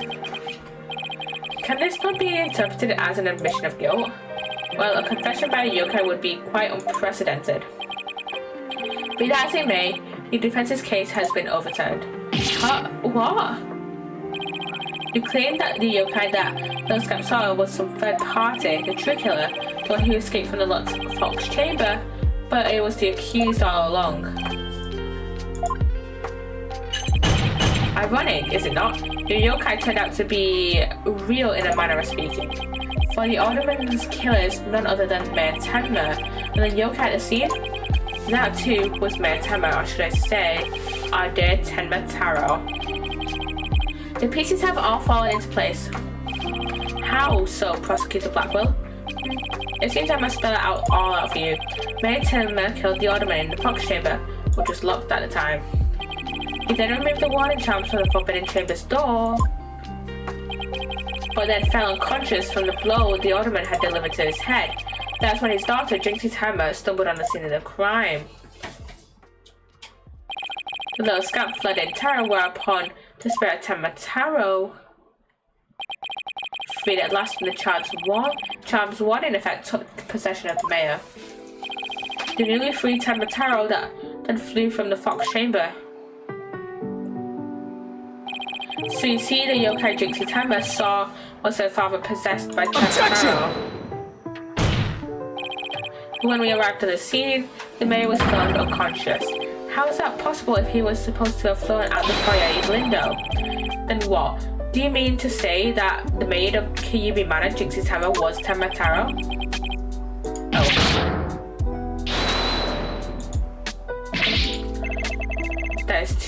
That too is easily explained. Flew about for a time, did I? But presented tired, I made for the Forbidden Chamber. But at last, exhaustion took me unawares in the Fox Chamber, and I knew no more. Then we've seen the pieces are still in place. Is Blackwell up to his tricks again? I don't know what to say. Is he defending a real life? So that remember that about Mayor Tenma is true. I knew yokai weren't real. I mean, he really did kill the Alderman just so he could release Tenma Taro. Order. Now it's got everyone in the court believing in yokai. It's Simon Says on steroids. He wants to convince our client any way he can, even if it means blaming a yokai. The proverbial ducks are all in a row. You should now have no qualms about finding the accused guilty, your boldness. This is one of the most bizarre cases in my entire career. Otherworldly, in fact. Can yokai even be prosecuted under our legal system? Objection! Mayor Tenma is just pretending to be Tenma Taro to protect his daughter. Plus, I already proved how a third party could have escaped from the locked room. A verdict at this point would be premature. Since both sides have raised valid points, I have no choice but to. This is the dark age of law where defense attorneys are not to be trusted. And these are our prosecutors. This is Bob ploy to gain time for them to fabricate evidence. How will I sleep tonight? Knowing you will not let the sun rise on the mayor's day of reckoning. Justice. Objection! I won't fabricate anything. Silence! Then prove it by joining me. My night in the clink will ensure you will not succumb to temptation. How about I just promise not to succumb to anything? We have both evidence and confession. The killer is this yokai before us. It is beyond dispute. A guilty verdict is all for us. What's wrong with him? Prosecutor Blackwell, we've had enough of your hijinks. The foundation of justice is fair play, and you are in serious violation of that. When the devil was that? For Fulbright coming in clutch. Slightly too late, but whatever. Fulbright, have you tampered with my shackles in some manner? Ha ha ha ha, it seems you found that quite shocking. It's my special jolt of justice device. Each press is a shocking reminder to behave. We shall pay for this. I, Sam Blackwell, thank you. Your Honor. You need not fear now. I believe Prosecutor Blackwell will remain on his best behavior. I believe the reassurances, aren't we, Detective? Well, in that case, this concludes today's deliberations. The prosecution and defense will use this opportunity to further their investigations. This court is adjourned.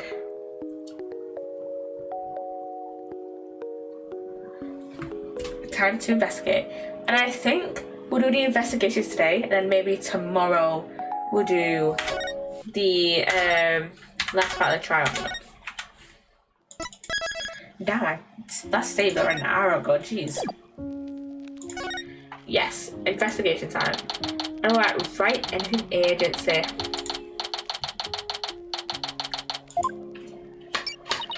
Having a yokai testify in court is unprecedented to say the least. I am Temataro, the yokai you seek. How could such a straight-laced man like Mr. Tenma suddenly become a demon? Yeah, it's strange. Even the worst Prosecutor Blackwell is playing along. Can't even think straight anymore. I need to go out for a run. See you in a bit. Wait, what about the investigation? Back! Whoa, whoa, Tracy, welcome back. Oh, you're in your stage outfit. That can work. Yep, I really nailed this new magic trick I've been working on. I also heard about those tricks that were conjured up in court earlier today. You know, the demon out of nowhere trick and Polly's tightrope style defense trick. I was seriously considering a disappearing act of my own after all that craziness. Anyway, our next trick is to find a suspect other than the mayor. I know the killer must have used the air ducts in their escape. And whoever did that was the Temataro that Mr. Filch and Jinxie saw. Right, maybe there's some evidence in the air ducts. The real fight starts right now. Hey, before you go, let me make the evidence you no longer need disappear. 2, 1. Oh, thank fuck. I want to say evidence has disappeared into Trucy's magic panties. Trucy, you are a lifesaver, and I wonder where all that stuff goes. Okay, let's go over to the scene of the crime. Vamos, Apollo, vamonos. Okay, we're back in Kiyibi Manor.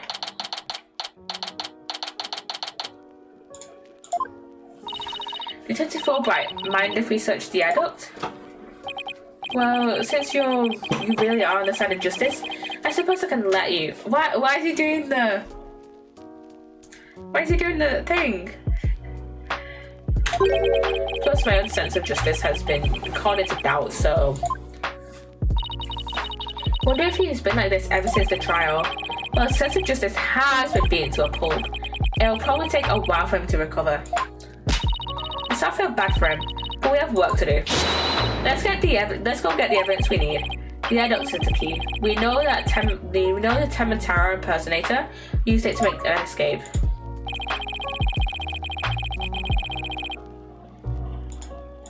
After murdering the Alderman, the killer left the fox chamber through the hallway door.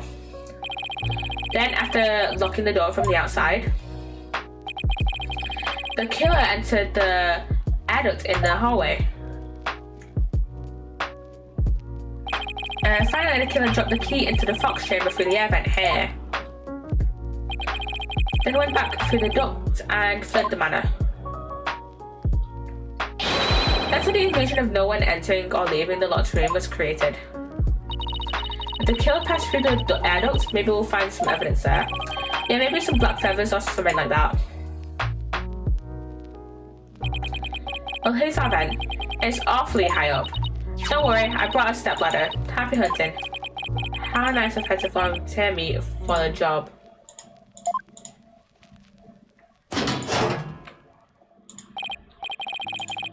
Wow, it's pitch black in here. Well, here goes nothing.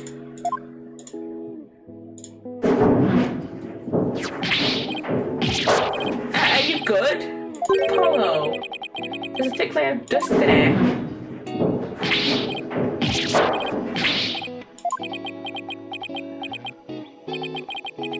I don't get it. Find anything? Yikes, Apollo, what happened? You're covered in dust.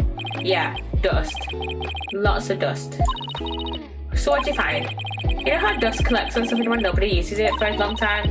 Yeah, like Mr. Wright's desk back at the office. Right, you think it'd be possible to crawl over that sort of dust without leaving a trail? I seriously doubt it.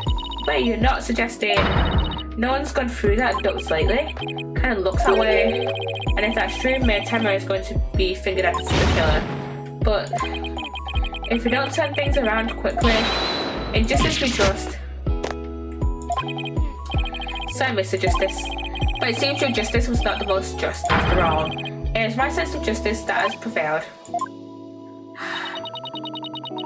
Detective Fulbright sure seems chipper all of a sudden. And I'm back to my old devastated self. Oh, come on, what's that never say never spirit? Bring it on, lawyer man, bring it on.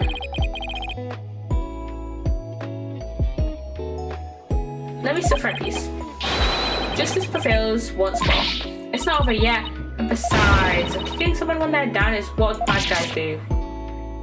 And you call me a bad guy? Me? Bobby Fulbright, champion of justice? And how about some information on the investigation? We need some help here. Information about the investigation? Alright, but I won't have you call me a bad guy ever again. Understood? We need it, Apollo. Yeah, but how long can we keep this up?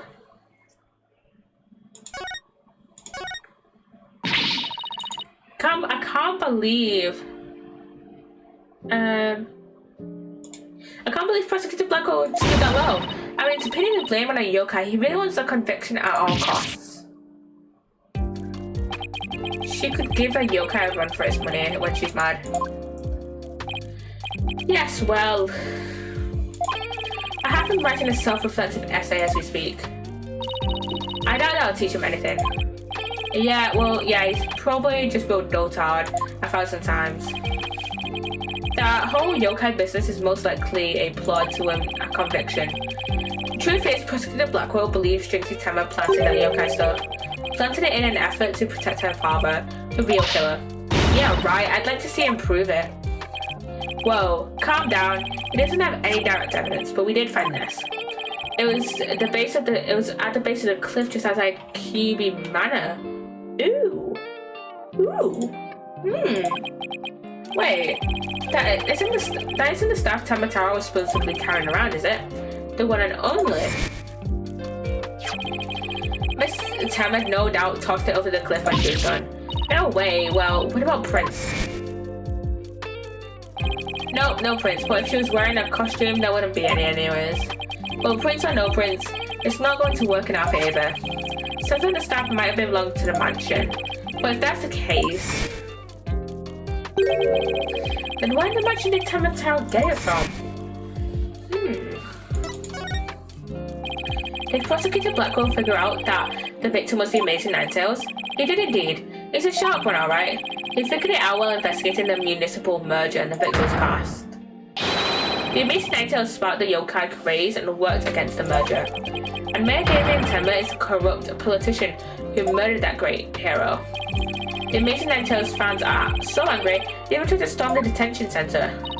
I don't blame them. I mean, their favorite masked wrestling hero was murdered. They must have been shocked when they found out what happened. Speaking of which, isn't Jinxie also a fan of the Amazing Ninetales? I don't remember her ever mentioning anything. A wrestler's mask is more precious than his life. He'd never unmask himself in front of others. Oh yeah, she mentioned it. There are matches where wrestlers battle for the right to remove each other's masks.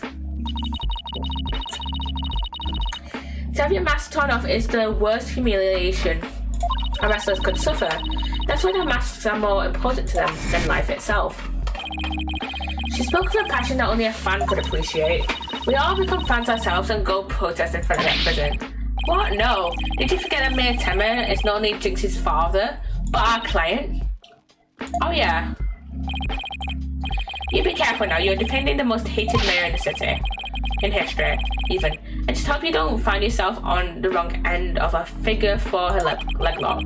Maybe we should wear a mask to hide my identity. Are there any other developments we should know? Now that you mention it, I suspect he's suffering partial memory loss, but he did manage to remember something. He did? What did he say? He said he didn't want to speak with us. His exact words were, "I'm under no obligation to speak with you mortals," and other things of that nature.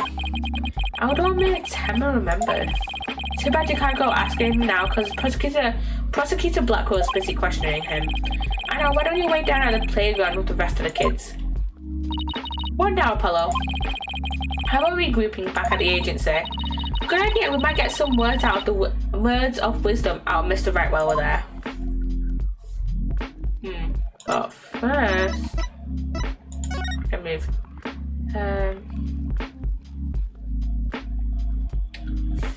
Come on.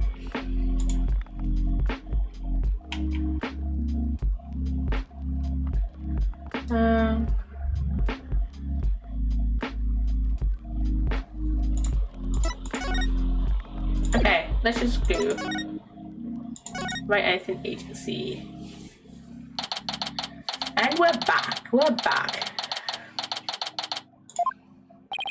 Maybe I'll go read over some past cases. And I'll go do some research on exorcisms. Hey, what's with you guys? You seem bummed out. How should I put this? It's like we're at the edge of a cliff and the only way is down. In other words, business as usual, right? Yeah, I suppose so. Except this time, it's like we're bound and gagged too. Don't forget blindfolded with our ears plugged up. Oh, and monsters at every turn, huh? Sounds rough. Hey, Apollo. Oh, and Athena's here too. Mr. Right. I forgot him doing this outfit.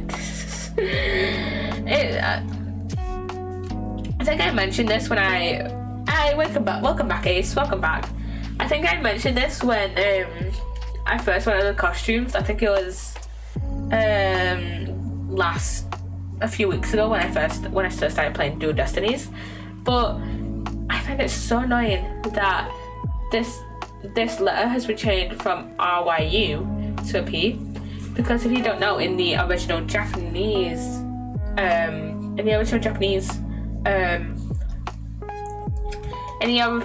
version, Phoenix's name is actually Ryuichi Naruhodo.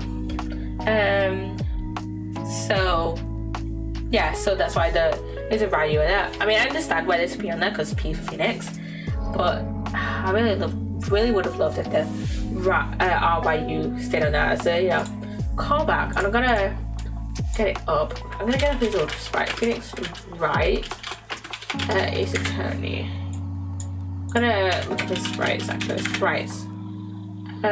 Phoenix Wright sprite gallery. Let me see, where is it?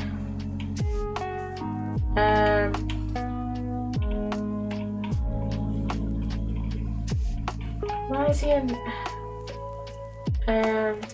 college student? Oh, it was it a P? I thought it was an RYU.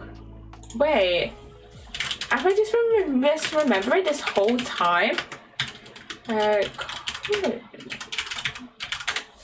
Have I just been... No! I haven't! I swear!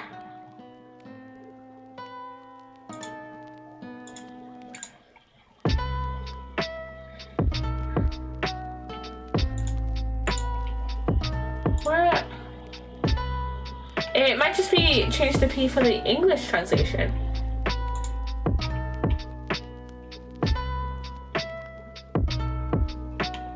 Let me...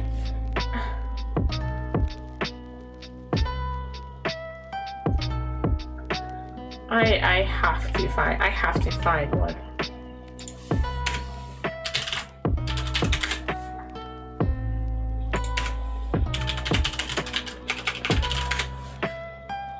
Wait, I could just look up the GBA version. Because GBA was the original by advance rights. Here. Well, let me change it. Let me add in a window capture. Here. This one here. Oh, why you? Here. I knew it. Look. I knew it.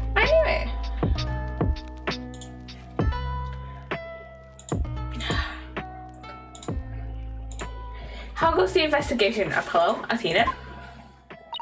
I think it's safe to say that things have gotten hairier than before. Really? What happened? My defense. I was watching the two of you this morning from the gallery. That was one tough day in court, to say the least. I know, I've never had to defend a yokai before. That business about the lodge room was another major hurdle. Yeah, on top of that, Jinxie was accused of being an accomplice. But at least you figured out how someone could have escaped that lodge room. Yeah, well, we just found out that our reasoning might be a tad flawed. Oh, really? Well, that's bad news. How are we going to get out of this one? The worst of times are when lawyers have to force their biggest smiles. Force a smile? Yeah, my mentor taught me that back when I was still learning the trade. Mia reference. She also taught me to return to the basics whenever I got stuck. Mia reference? He referenced Mia. I love Mia. Return to the basics? That's right. Always believe in your client, no matter what happens. That is a lawyer's greatest and most trusted weapon. The basics. Always believe in your client, huh? So, Mr. Wright, how long have you known Athena? I met her during a trip to Europe. Huh? You were in Europe? Why haven't I heard about this before? Yeah, I went there a few times to study the various legal systems over there. Oh, okay. Wait a minute. So you worked as a pianist after you quit practicing law? I did, but an old friend of mine needed help with some legal work from time to time, so I guess you were never very far away from the courtroom then. It was like fate brought us together. It's thanks to Mr. Red that I became a lawyer at all. I knew she was lawyer material from the moment I met her. And I have high hopes for her ability to analyze people's emotions. Aww, it's nothing special. Maybe I've underestimated that analytical psychology of hers. It's just, I thought that I find that special ability could defend innocent people, and I had to do everything in my power to bring it to the courtroom. That's when I really started hitting the books hard. I'm so amazed she actually became a lawyer, and at a tender age of 18 no less. That's not superhuman, or personal, like she's trying to help somebody she knows. Alright, I'm totally pumped after we talk to you, Mr. Wright. It's like you said, the worst of times are when lawyers have to force their biggest smiles. And don't forget to return to the basics whenever you get stuck. Keep believing in my client. Right. Mr. Wright? Yes. I'm going to go visit our client again. I think it's a good idea. Alright, time to see what's new downtown at the detention center. Woo, woo, woo.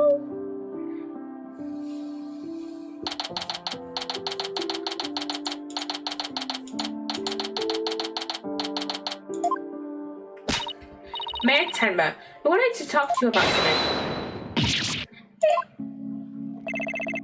Okay, so our minions haven't returned. Apollo, he still thinks he's a yokai. I don't know if I will ever be able to talk to Mayor Tenma again. Yeah. Silence, peddler of the illegal trade. Free me from these imprisoning walls with great haste. Wow, he's sounding more and more like a real demon with every sentence. I need 5 minutes. I'm trying to wonder if we should even be helping him win his freedom. Still, we can't let Mayor Tenma stay possessed. You know what I mean? If you can clear me of these charges, I shall help in whatever manner I may. Now ask me what you will. I suppose it's worth a shot. Were those servers and tracks at the scene of the crime really you're doing? Indeed, the remnants of Time Mataro, king of the underworld, they be. The day when I once again dominate the mortal world is at hand. The prosecution claims the feathers and tracks were planted by Jinxie. What's this? I must breach these walls and go defend my little Jinxie at once. Huh? My Temma, is that you? Well, now, Damien appears to still reside within this body. I should have expected as much from a descendant of mine. Be silent now, Damien. I guess a little thing like demonic possession won't stop a father's love for his daughter. You didn't kill Alderman Kyubi, did you? I have killed no one. The remnants of my presence have been misconstrued. The murderer is not I. But if I had slain that mortal, raging hellfire would have consumed him. He would not whatever he said. Yikes. So you're saying there must have been somebody else there? Come to think of it, the mayor had mentioned that he'd been clubbed with a statue. I better ask him about this too. Let's ask him about that. What, might I ask, is that? This statue was found at the scene. Someone hit Mayor Temma of the head with it. It had been wrapped in a large cloth before the Alderman's murder. No, let me see whether Damien knows about such a thing. Yes, something wrapped in such a cloth does he recall. A secret gift from Alderman Kyubi, it would seem. He, however, had not had a chance to see it till now, for the cloth did conceal it. Maybe the cloth fell off or was removed after the mail was struck. Of that Damien does not know. A secret gift? Interesting. Maybe Jinxie knows something about it. Maybe. I'd love to ask about it. Detective Fulbright mentioned that you might have something new to tell me. Indeed I have. I regurgitated this key but a short while ago. Behold the key to the forbidden chamber. What is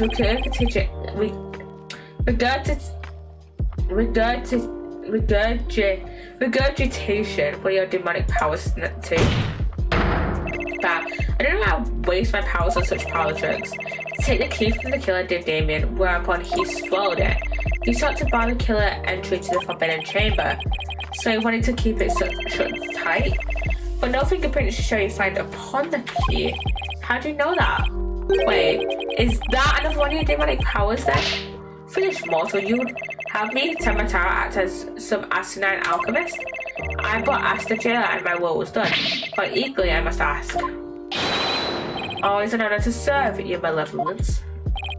Guess I'm not the only one who's scared the willing daylights out of. And can we ask how you use this key? We couldn't find a keyhole anywhere in or around the door. Curse I found a fatal door, but if I had known its manner of opening long ago, would I have made my return? Here's a point there. Maybe Jinxie knows something about how the whole thing works. It has been added to the court record. I should question him about the blackmail letter too. Ooh. Let's see what he has to say. Let's see. Present. Why this is that accursed blackmail letter that was sent to Damien. Oops. Apparently somebody slipped it into the Alderman's pocket. We believe someone, probably the killer, stole it from Mayor Temma's briefcase. You don't happen to know anything about that, would you? You have questions, do you? Very well, ask away, mortal. Who placed this in the Alderman's pocket? Very few who knew the letter was in Damien's briefcase. So whoever knew about the blackmail letter being in the mayor's briefcase is a potential suspect in its theft and placement in the Alderman's pocket. Ooh. Could it have been his doing? Mr. Mayor, Mr. Taro, did you just remember something? Indeed, did I. There was but just one other person who knew that letter, Damien's aide, Florent LaBelle. Full knowledge of that briefcase contents did that aide possess. Oh. Then he may be the blackmailer and the murderer we're looking for. That is preposterous. He's a most trusted advisor. He would never betray Damien. It seems like Mayor Temma is a bit too trusting of those around him. Still, this is huge. Now I know who might have slipped that blackmail letter in the Alderman's pocket. I'd break.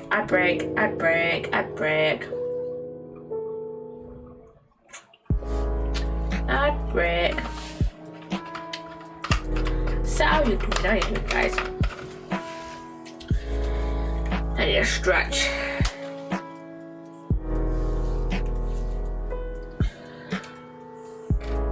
But yeah, I think tomorrow we're gonna do the final trial of this case.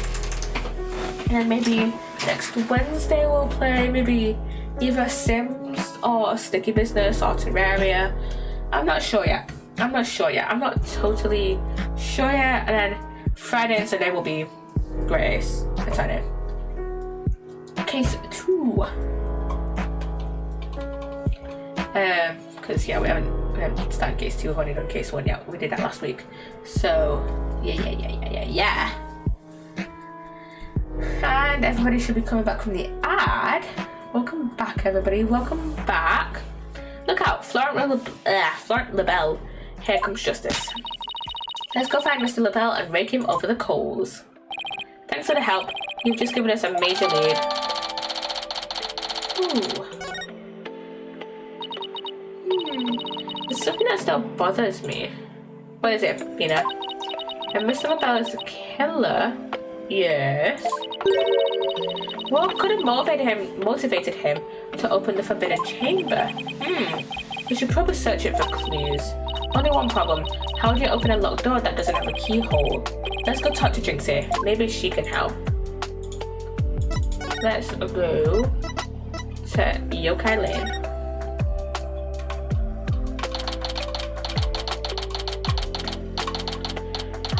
I always love these slow animations. Hey, isn't that Jinxie? You dare imprison me? Jinxie, she's acting really strange. That loathsome, no good nine-tailed fox. You shall know the terror that is mine and despair. You shall pay, or you shall pay dearly. All of you. Jinxie, are you alright? Oh, is that you, Mr. Demon Lawyer? Morning, Jinxie. Morning. Isn't it already past noon? What am I doing here? Last time I remember I lay down to take a nap back at the manor. Oh no, it must have been the Makuragaishi. If I wake up after the restless night's sleep to find your pillow in an unusual place, or that you've been sleeping on the floor or in the hallway, well, it's that yokai's boss, the Makuragaishi, preys on people while they're asleep. It seems like you just need to be tucked in really tight or maybe a snug sleeping bag. Jinxie, how come you don't have any charms on your forehead? I don't? Oh, they must have fallen off. Without evil things can creep into me. I'd say we had more than an adequate demonstration of that just now. I'd better reapply them. Jinxie, there's something we wanted to ask you. There really was something I wanted to tell you too. What was it?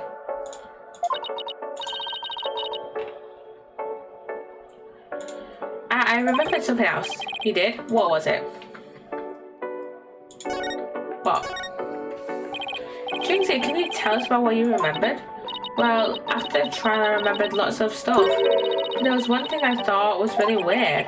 I'm almost afraid to ask, but here goes. Really? What? It's about the yokai feathers and traps. They weren't there when I first opened the door. Wait, what? Are you sure? Uh-huh. My memory is crystal clear now. So you're saying they were left at the crime scene after you found it? This could spell major trouble, Apollo. Why? Because Jinxie is already accused of leaving the feathers and tracks at the scene. If they weren't there when she discovered the crime scene, it would totally fuel the claim that she fabricated the evidence later on. Jinxie's fuzzy memory of the whole incident is really working against us. The prosecution will probably say she doesn't remember planting the evidence. Good luck repeating that. Oh man, this is not good. I sure hope she didn't plant the evidence while she was sleepwalking or something. Jinxie, you wouldn't happen to know how to open the forbidden chamber, would you? That door doesn't even have a keyhole. Well, it's supposed to have a secret mechanism. They say you have to figure it out before the keyhole will appear. A secret mechanism? Really? It's hidden in the Fox chamber. But only Alderman Kyuubi knew what it was and how it worked. The Alderman of Ninetales Vale sure loved his secrets. Apollo, let's go see if we can find that secret mechanism. Whoa, slow down. There's something else I need to ask about. Jinx, is there only one key to the Forbidden Chamber? Even the Manus Master Key won't open it. Okay. That's because it's a very special room that must never be opened. Guess that means nobody entered the Forbidden Chamber after the murder. After all, we know Mayor Tenma took the key from the killer and swallowed it, so the mayor's efforts to keep the killer out of the Forbidden Chamber were not in vain. Okay. Okay. I wanna present something to her. No. Present. Alderman Kyuubi made that statue. It's a token of goodwill.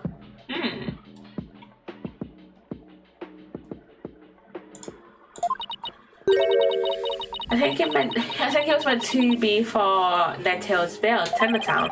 A token of goodwill, but the two yokai are fighting. Fighting? Oh, I see what you mean. The cup portion is missing. This statue originally depicted the two yokai holding up a cup in celebration. But it doesn't look that way now, does it? Okay. Maybe it broke when it was used to hit Mayor Tenma on the head. That would explain it. I guess the only two people who knew what it really looked like were the Alderman and I. That's just me, but its simple goodwill will be forever etched into my mind. So, is there anything else we should know about Jinxie? No, that's about it.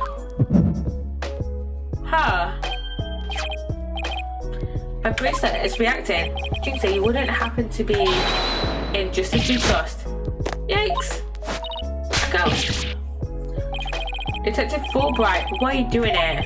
I have business with this young lady, if you must know. Prosecutor Blackwell has asked me to question her. Question me? Sorry, not interested. Are you here to ask about that whole yokai affair? That's right. Specifically what you want to ask? But I can't tell you that now, can I? Oh, come on, please. We're partners in justice, right?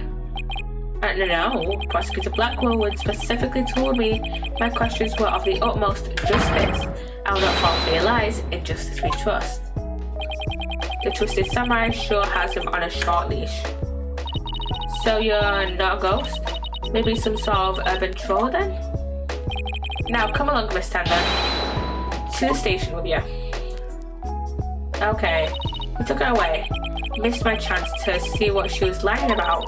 Well, at least we found out there's a secret mechanism for opening the chamber. Let's go check it out. I just hope they let us in now. Yeah. Hopefully they let us in. Hopefully. Oh, this guy. Oh, an absolutely fabulous scent. Also, why is his hair blue? I thought it was blood.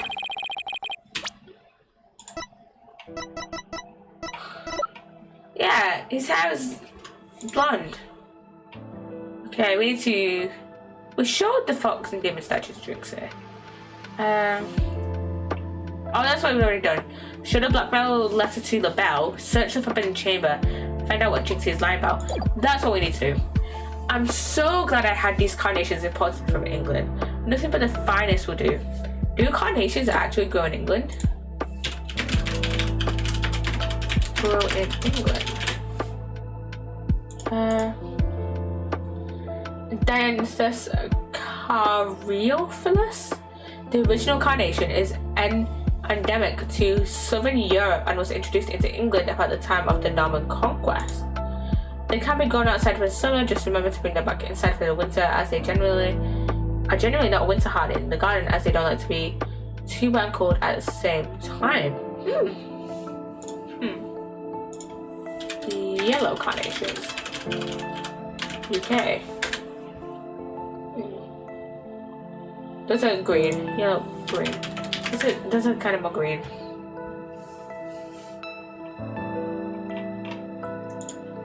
I don't know, carnations look better. Nothing but the finest will do.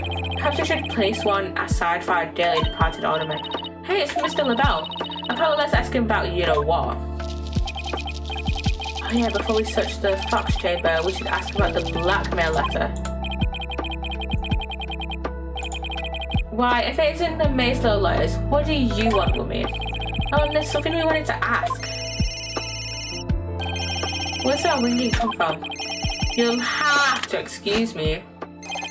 Hello, LaBelle here. What the? Those things on his shoulders are cell phones? Yes, about that. You must forgive me.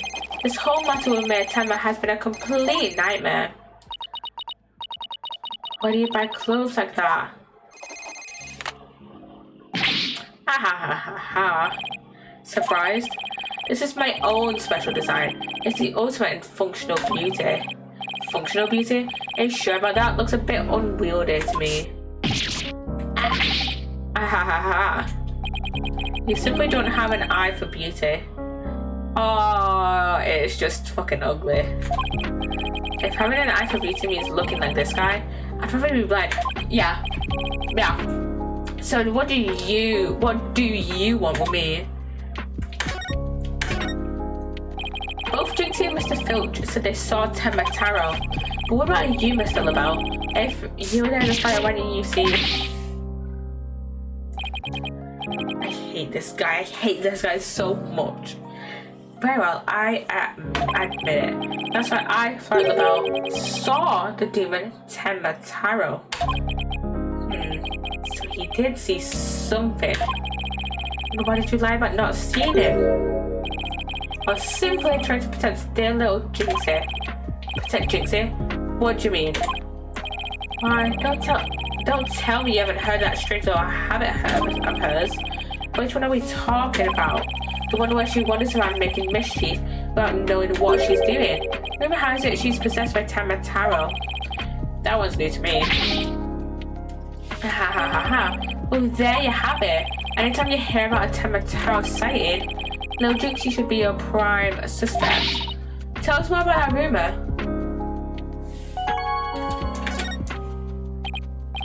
So, what was that rumor about Jinxie? They say she's possessed. Not all the time, of course. It hits suddenly, then she starts wandering around doing strange things. Is that so? Although, come to think of it, that loathsome, no-good, nine-tailed fox, he shall know the terror that is mine and despair. That certainly would explain how she was acting earlier.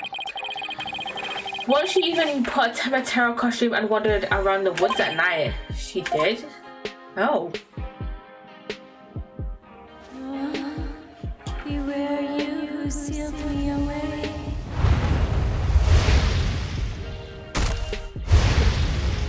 Oh.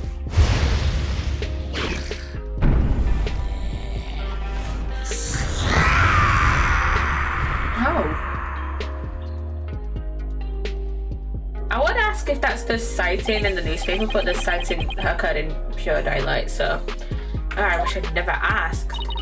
Does she remember anything while she's possessed? Unfortunately, no. She doesn't seem to remember a thing during these episodes. Memory loss during possession. Come to think of it, her memory of the murder scene was quite fuzzy. I suppose that too was caused by her possession. Then maybe. So you do understand, that whole yokai business was entirely of her own making. Now wait a minute, although that yokai evidence wasn't there until after she discovered the crime scene. What if she randomly capitalized random words? Did she leave those black feathers and strange traps there herself? Apollo, let's ask Mayor Tenma about Jinx's episodes the next time we talk with him. Okay. History. Let me see. Hold, complete, own, ultimate.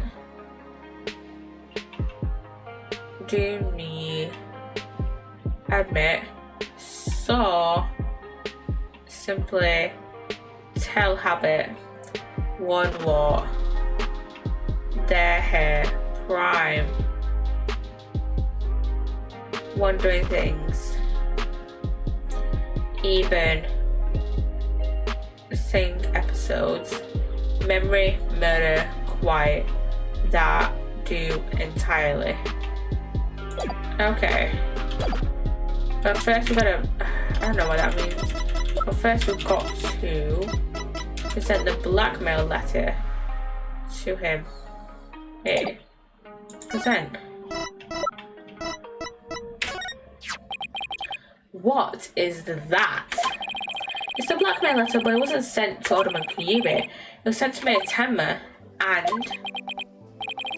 your point being, someone took the letter from the mayor's briefcase and then placed it in the alderman's pocket after he was murdered. Oh, you don't say. You don't happen to be the one who made the switch, would you? After all, you're the only one who knew that the blackmail letter was in his briefcase. So naturally you... Perhaps that shot of cologne will make those scales fall off from your eyes, or my eyes fall from the sockets. Is it possible that you would like to frame me as a potential suspect? What would make you raise such an outrageous allegation in the first place? Well,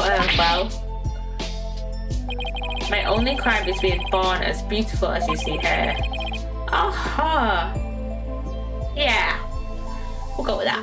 In other words, you have nothing. Now, let me show you what to do with this garbage. You can't destroy evidence like that? What do you mean I can't? I just did. Feeling a little lighter now? You just want a one-way trip up to the top of my most annoying people ever list, buddy. Are we done with your silly questions now? I'm a very busy man, you know. I guess that's it for now. Hello, the bell speaking. Really? You wish to carry my product at your store? Oh, but I'm afraid it's my own private brand. It's not available to the public. What, then I shouldn't advertise it on TV? I don't understand. As the embodiment of beauty, it is my duty to announce my good looks to the world. Stop the bus, I'm getting off.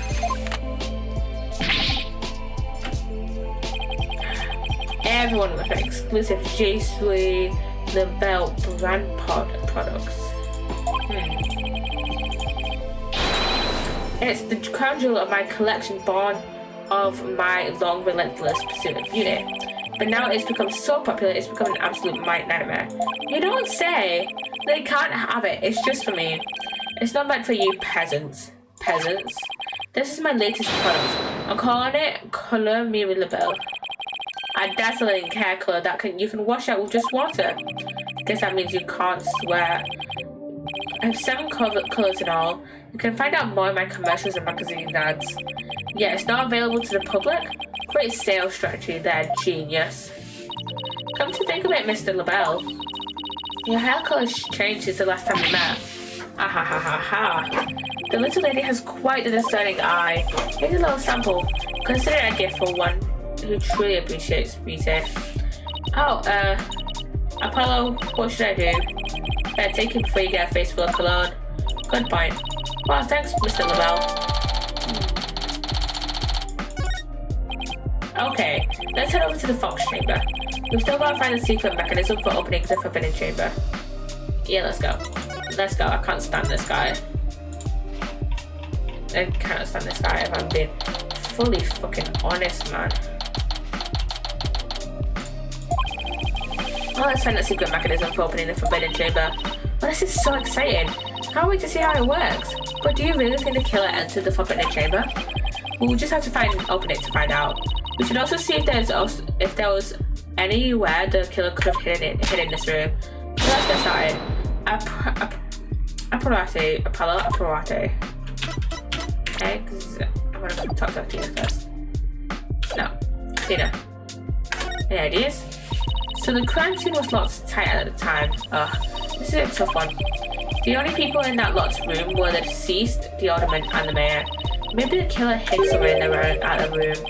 But is there really anywhere to hide in the Fox Chamber? That was quite a day in court. The news just can't stop talking about how the demon Tenma made an appearance. There was never an exorcist when you need one. Well, I heard the judge actually held an exorcism in this court after that. Good. Let's hope it's the last we'll see of that pain in the neck for your guy. I don't know. I have a feeling Temataro could exercise an exorcist. As an attorney defending a demon, I know exactly how that feels. Okay. Let's examine this. Oh wait.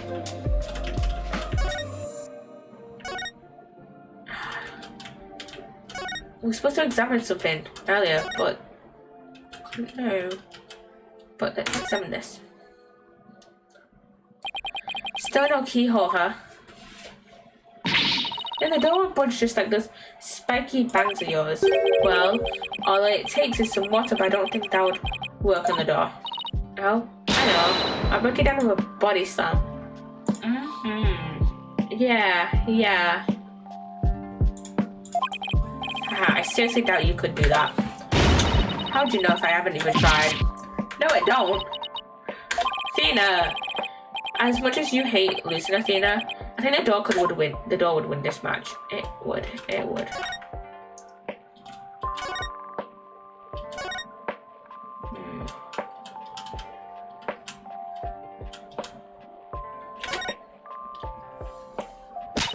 Maybe the killer hid under this table. That'd be a terrible holding place. The Alderman's body would have been right above. Maybe you're right. Let's stay underneath the sides a bit. Wait, there's something under the table. Let's check it out. Ooh. Hey, look, there's something down it. It looks like a piece of something. Only question is a piece of what?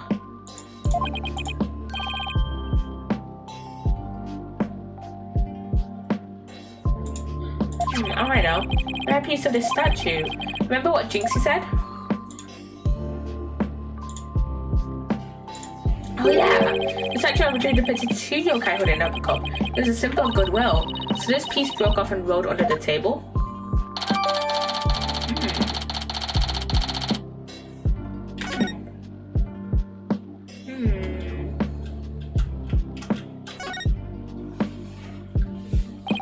There's a carving of nine-toed fox over the door and the statue of him on either side. The way these 2 statues are glaring, it's like they're guarding the door from us. Come to think of it, there are 2 foxes on the folding screen as well. It can't be a coincidence, can it? Hey, the statue moves! Don't get carried away now. I mean, who knows? It might trigger a trap. Hey, I can handle it. If a spear comes to shoot my way, I'll snatch it out of the air. After all, I have the reflexes of a regular karate kid. I guess if you can catch something that fast out of midair, you can accomplish anything. Still, there might be something to the fact that these fox statues rotate. Maybe there's something around here that shows the position they should be in. You said folding screen. I look at the folding screen. 2 foxes standing back to back are depicted on this elegant folding screen. Could this have something to do with the keyhole? Wait a minute. 2 foxes? There are 2 fox statues in front of the forbidden chamber as well. Maybe the keyhole will appear if we do something to this folding screen. But I don't see anything unusual about it. Well, it does have 2 foxes on it, and there are 2 fox statues in front of the door. Then maybe it's a clue somewhere in this room. Let's turn this whole place upside down. She's excited as a kid in a candy store. Maybe.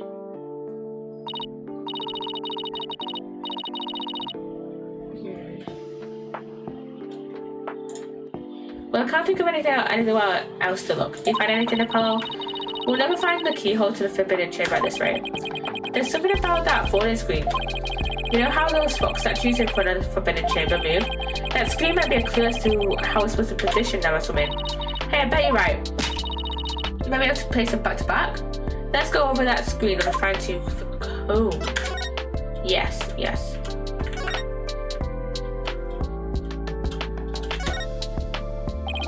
Nothing much to see on this side. Maybe we should go check the other side.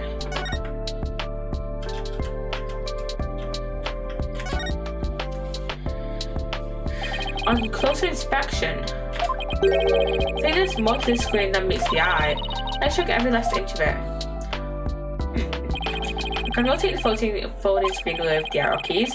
If I spot anything of interest, I can press space to inspect it further.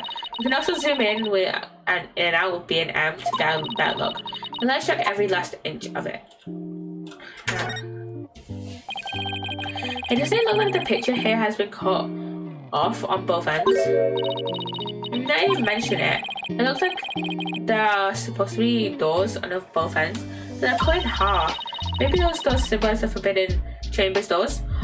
Maybe they're supposed to be facing each other, not back to back. Yeah, it definitely feels like something is significant, but the question is, what? What the fuck is that? It's a picture of a key. That shape looks awfully familiar. Oh, I know. It's shaped like a forbidden chambers key. We're definitely getting warmer. Well, let's take an even closer look. What's this? Looks like a keyhole or something. You think it could be the keyhole to the forbidden chamber? Wait, what about a key drawn on the end of the screen? You think the two are related? A key and a keyhole? Oh look, I just got an idea. If we put in the screen just right, the key and keyhole should overlap. Hey, I think you're right.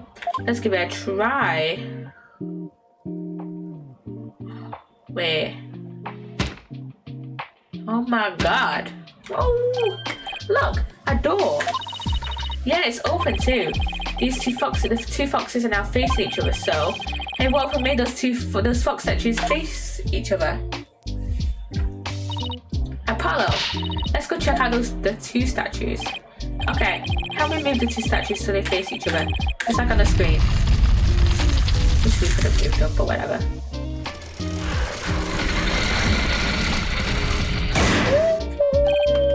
Look, a lock appeared. Now we can use that key. Okay, here goes nothing. It worked. Time to see why this chamber is so forbidden. What secrets could it hold, I wonder? Whoa. Ooh, let's go. Let's go.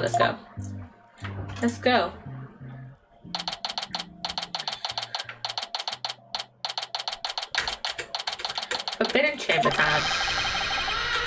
Oh, that's a loud creak. These doors need some serious IO. There's like nails on a chalkboard. Alright, forget about those super good ears of yours. Ha!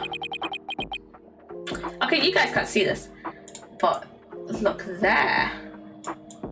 What is this above my webcam? That is something that a certain somebody gave us. Look, more feathers.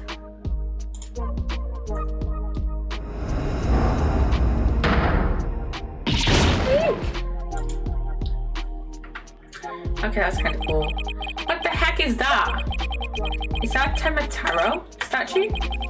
But there's something odd about it. All I know is I don't like it. But I can't explain why. You okay, Athena? You look kind of pale. You're not scared, are you? What is this thing? Don't make me laugh. Really? Hey, look. What is this? Over there on the left. There's a bunch of staves on that rack. They kind of look like the staff we saw earlier. What the fuck is a stave? You mean the one Jinxie said she saw Temataro carrying? What the fuck is a stave? It's a band called the Staves. A virtual wooden post or plank in the building or other structures. Any of the lengths of wood fixed side by side to make a barrel, bucket or other container. A strong wooden stick or iron pole used as a weapon. Or in terms of British music, a set of 5 parallel lines are any one or between any adjacent of which a note is written to indicate its pitch, or a verse or stanza of a poem. So a paragraph from a poem. You mean the one Jinxie said she saw Temataro carrying? Yeah, that Temataro impersonator really did come in here at some point. Well, what are we waiting for? Let's search the place. Oh, this is kind of creepy. I like it. What's this? Whatever it is, the packaging is really guarded. As long as there's no dust on it, means it hasn't been here very long. Oh, it's hand cream. Let's see what brand it is. Just one Labelle? Labelle? What the? But then, wouldn't that mean Mr. Labelle was here? I guess so, but why? Well, whoever was dressed up like Tamataro must have taken a staff from here in the Forbidden Chamber. And that same person probably dropped this hand cream at that time. In other words, the Tamataro impersonator we're looking for is none other than LaBelle. Florent LaBelle! Ooh, that's the chord. This might be a big break for us in court tomorrow. Now all we have to do is get the truth out of Mayor Tenma.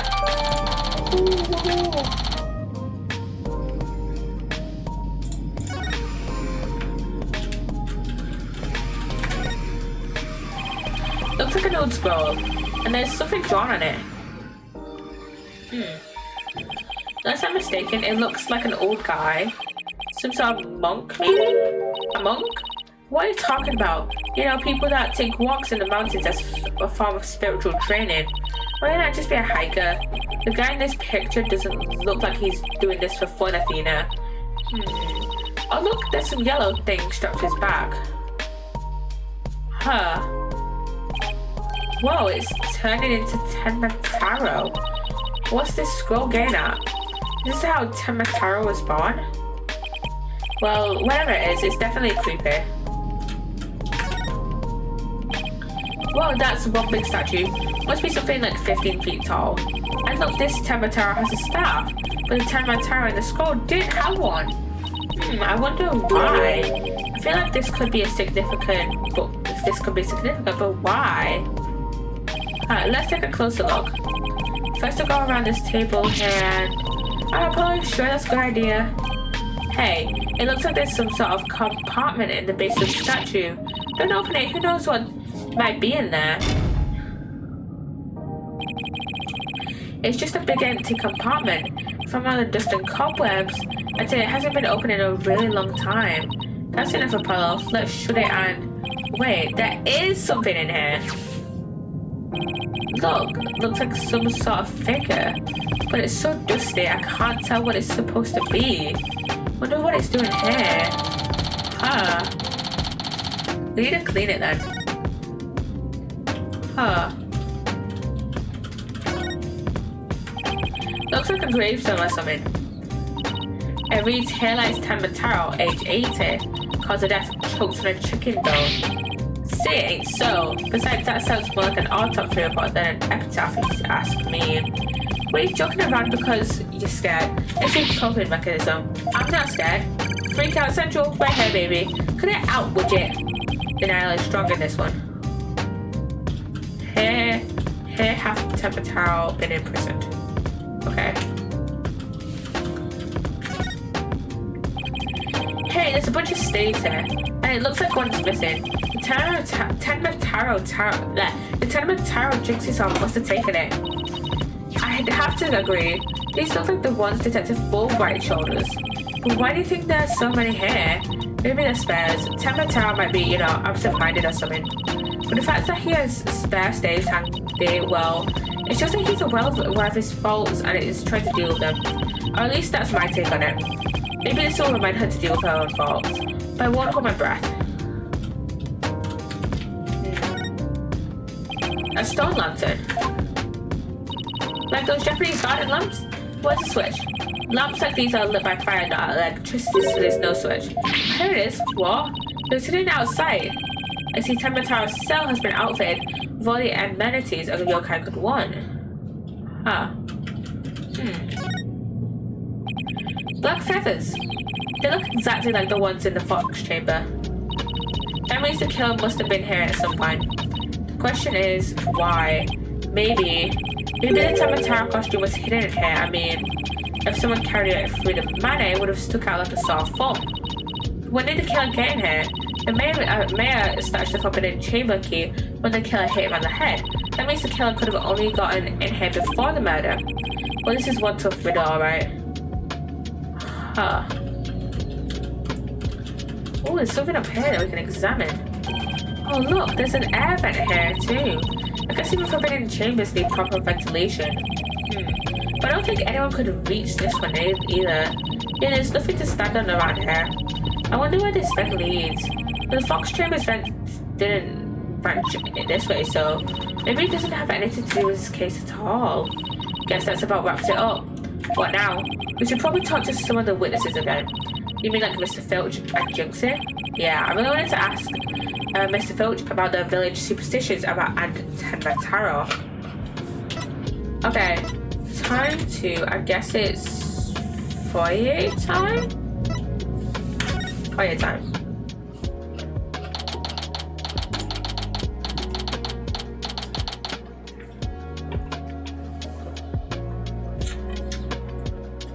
I've had hay fever.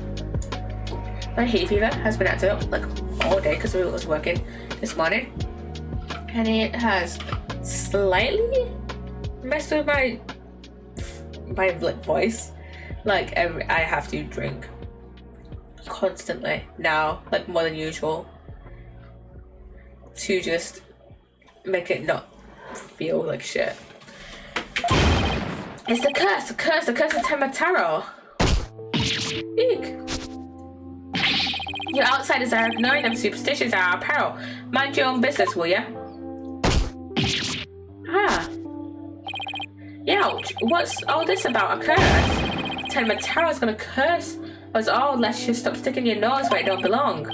Stop the investigation and listen to what them superstitions say.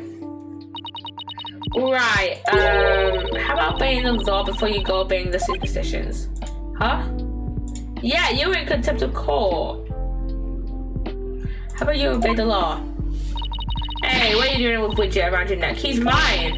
You're not bound to go around stealing people's stuff like that. The same goes for my bracelet. Sorry, I promise I won't do it again. Yeah, you stole Fulbright's shoes twice. I tried to pawn them off in court. Bribery. You almost kidnapped my sweet little Widget. Bitch jerk.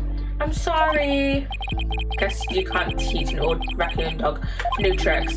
As long as we have him here, I guess we should ask him about what happened.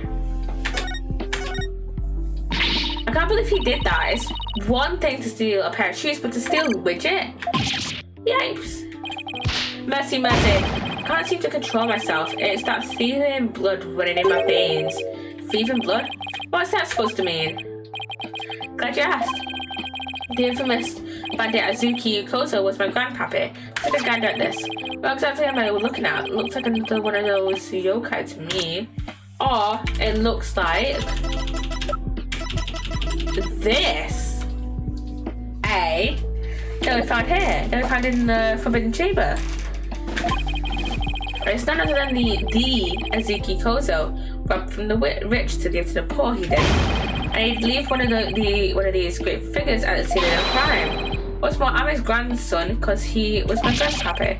Well, you don't say. Thieves' honor is the honest truth. Ah, the slushing sound of Azuki beans scraping together in the dead of night. It's the magical sound of dirty money getting washed clean for giving out to the poor. I'm Azuki Kozo, washer of money, giver out of the wealth reborn. Forget the money. You should be washing yourself off this nasty habit. Wait a second. This figure looks familiar. Yeah, it looks just like that old dusty figure we found in the Forbidden Chamber. Yeah, that's what I said. Hey, what you doing with that there figure? Oh, this? We found it in the Forbidden Chamber. Looks like it's been there practically forever. Could be my grandpappy broke into the Forbidden Chamber way back. And that reminds me, he once told me there's treasure in that chamber. Treasure? What do you know about the treasure in the Forbidden Chamber? Only that is the greatest get rich quick chance in the universe. Grandpappy told me all about it. Said there's an amazing treasure in there. There's something amazing in there? Didn't see anything like that though. Your grandfather didn't by chance already steal it, did he? Seeing how there was only one of his figures in there, that might just be. That's grandpappy for you. Hey, wash that treasure up real good for handing it out to the poor. Oh, of course, because he was so righteous. In court, you mentioned seeing Tenma Tarot near the scene of the crime. Sorry I didn't come clean right away, but them superstitions got the better of me. The people in Nighttale'sville sure seem like a superstitious bunch. but I'm not surprised you wouldn't want to talk about seeing Terra.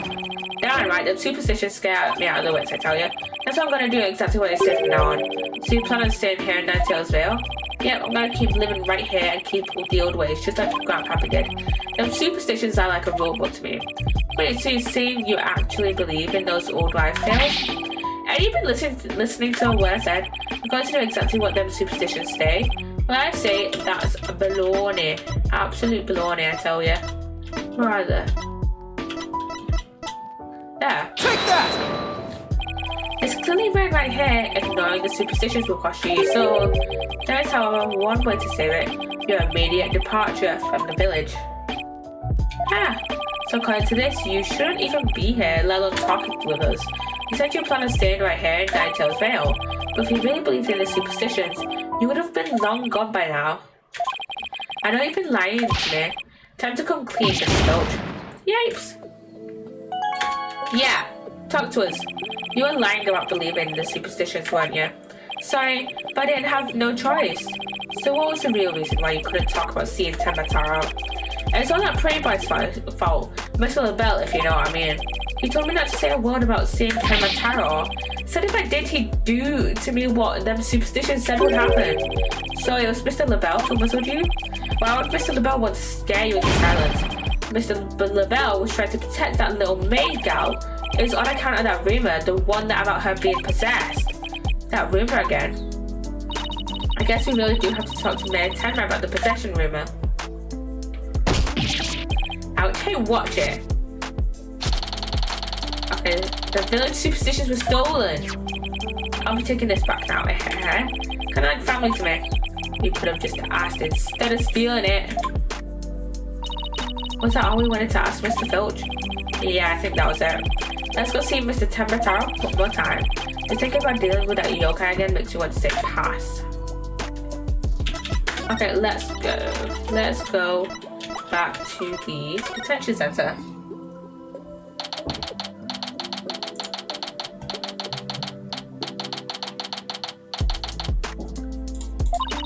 Lord Tenma, your attorneys are here to see you, your malevolence.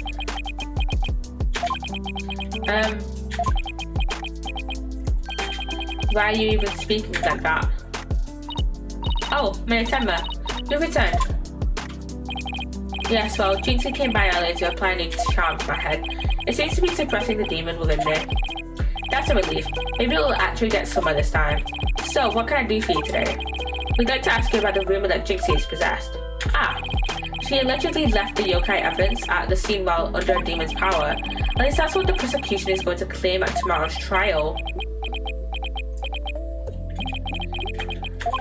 Huh? No match is this one in charm. The charm. Tenma back. Those foolish mortals. They shall regret blaming that child for my doings. I blew it. That question brought that yokai back. And he probably won't drop the act until Jinxie's name is cleared either. We'd like to ask you about something your aide, Florence LaBelle, mentioned. Don't you know Jinxie is rumored to be possessed? I know not of what you speak. You're not trying to protect Jinxie, are you? I, Tenma, demon lord of the yokai, protector of the immortal? No affections do I possess for your race of humans. Please, we already proved there was a third party disguised as a yokai at the scene. But if you deny that tomorrow, we'll never be able to claim Mayor Tenma's name. But I've already told you I know not of what you speak. Did you say earlier that Mayor Tenma is your descendant, Tenma, and therefore Jinxie would therefore be your descendant? So do you not care about your descendants? I don't think we'll get anything more out of him. It's not over unless we can somehow prove that Jinxie didn't plant the yokai evidence. Hey, Apollo. I think I've got this one. I think I can prove that she didn't do it. Really? Sure. I should be able to use psychology to explain the whole possession thing. Knock yourself out then. Wow, Athena's really summing. I can really count on her when it counts. Okay, come on, Athena. Mayor Tenma, Jinxie isn't possessed. I believe her so-called possession episodes are a form of somnambulism. I'm looking up. Somnambulism. Sleepwalking. It's sleepwalking.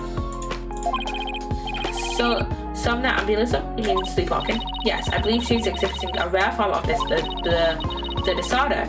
It's usually brought on by repressed stress. Mr. Mayor, didn't her symptoms start soon after she began her job at in Ninetales when the child visited last? She did speak of dreading yokai and how they robbed her of sleep each night. I knew it. That lack of sleep is causing her to enter an unconscious state, and that means she can't be trying to protect you, at least not on a conscious level. So then, the Tematara that was spotted at the manor wasn't Jinxie. Sleepwalking, eh? That would indeed explain the manner. Look, Tematara's spirit. It's left the mayor's body. Can you tell us the truth now, Mayor Tema? Very well. It's the least I could do for a superb exorcist such as you. Mayor Tema, you didn't leave those feathers and tracks at the scene, did you? I did not. Neither I nor Jinxie have anything to do with that. That was the killer's doing, no doubt. I knew it. You suspect Florence to be behind all this? But why? Did he really want Ninetales Vale that badly? Can you think of any reason why? Looking back, he did seem fixated on Tenma Taro for a spell. Could it be? Perhaps he was attempting to release Tenma Taro. That's crazy. Are you saying that yokai is real? Whatever the case, Tenma Taro brings nothing but pain and misfortune. It says the superstitions warn. You must not gaze upon him nor free him from his prison. But how can people actually believe that? Well, at least we know who's behind this whole Tenma Taro thing now. Yeah, and I think we need to have another nice long chat with Mr. LaBelle. Your dinner is ready. Your malevolence. An offering to the Demon King. You may place it right here, right there. The kitchen crew poured their heart and soul into making it. Did they now? Souls happen to be a favourite of mine. Just hold the hearts next time. Yes, your malevolence. I'll remember that. How long is he planning to keep up this yokai charade? We've already talked to Mr. Filch and Mayor Tenma, so why don't we go see Florent LaBelle next? Now that we know the truth. You won't be able to claim that the Tenma Taro was Jinxie or the mayor anymore. The real question is, how are we going to get him to admit that it was him?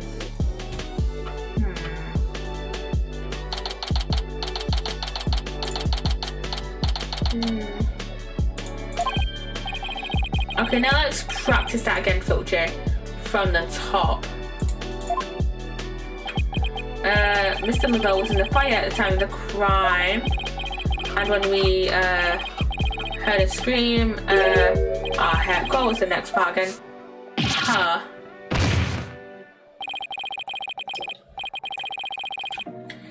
You have the memory capacity. You have the memory capacity of a flea. This is the 13th time, you know. Spelling error. Now, 100 times more and we're done. What on earth are they practicing? I ain't cut out for this. Oopsie daisy. Ow! Oh, begging your pardon, Miss LaBelle, sir. It's just all this practice, yipes. Unbelievable. What have you had studied my outfit with those grubby paws of yours? Did Filch LaBelle's wallets now? So, what do you think they're up to this time, Apollo? Oh, you two. Eavesdropping, are we? Psst, you peasants are so tacky. But what do you want with me? Your confession to being Tenma Taro imposter would be nice about right now. Mr. Filch filled me on in a conversation you two had, and about how you told him not to say a word about seeing Tenma Taro. Filch, you fool. I told you nothing good would come of you running your mouth. So why did you want to keep Mr. Filch quiet like that, Mr. LaBelle? Ha. Why, to protect darling little Jinxie, of course. But Jinxie was never really possessed. she was sleepwalking. Being asleep at the time, she couldn't have been consciously trying to protect the mayor.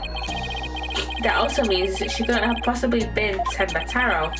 Interesting. But where are you going with this? Since you asked so politely, I believe you have a different reason for trying to keep Mr. Filch quiet. That reason would be to deflect doubt away from the one who really was Tenma Taro. Now this is getting interesting. Are you insinuating that I'm Tenma Taro? So sorry to disappoint, but I'm nothing of the sort. That's right, Mr. LaBelle even told me Tenma Taro was a thief, so why would he? I said Tenma Taro was Jinxie, you fool. Ollie, welcome on in. Thank you for the raid. Thank you for the raid. Welcome on in. Welcome on in. Hello, hello, hello. Hello. How are you doing? I was your stream. Thank you, Devin5, for the follow. And I don't know why the raid alert didn't go off. I need to sort my alerts out, I swear. But thank you, Devin. It was very good. I'm glad. Hello. What'd you do? Did you play a bit of Minecraft? Callie, welcome on in. Hello, coming in. Thank you for the follow. Well, I'm guessing you were playing Minecraft. You're Minecraft. I'm guessing you were playing Minecraft. I'm guessing. I was there. I already asked that. But yeah, hello. It was Minecraft. Yes. I know. Actually, no. That's all you stream. But yeah, we're playing a bit of Ace Attorney. It's very good. I got my axolotls bread and fed. I'm glad. Hopefully at some point you can get like a blue axolotl. Hopefully at one point you can get like a blue one. At some point I want to get a blue axolotl as well, but like hopefully you can get one as well because I'm very well trying. Grind set. Ace Attorney, and great game. Yes, I love Ace Attorney so much. I love it so much. Does it have like 20 bajillion games? Yes. Do I also love it so much? Yes.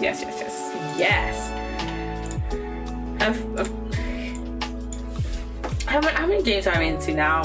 Well, how many games am I in? There's 8 games I've ported technically. Apollo Justice is my fave. I love Apollo Justice. There's 8 games that have been ported. The Phoenix Wright trilogy, the Apollo Justice trilogy, and the Great Ace Attorney Chronicles duology. And I have played 5 games so far. I've played the entirety of the Phoenix Wright. I've played the first Apollo Justice and the first Chronicles game. So I have 3 left. Which doesn't seem like much, but I also feel so much like so long away because I have to finish off this case. Then I have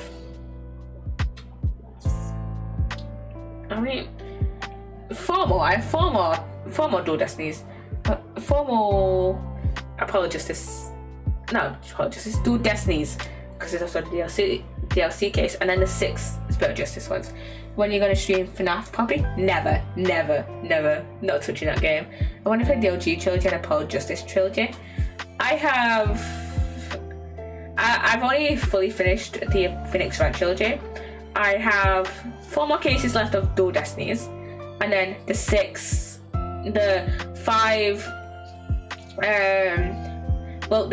Spirit Justice cases. That includes the DLC case, which I've heard not too great things about Larry's characterization in the DLC Spirit Justice case. So we'll just have to wait and see. And then I have the 5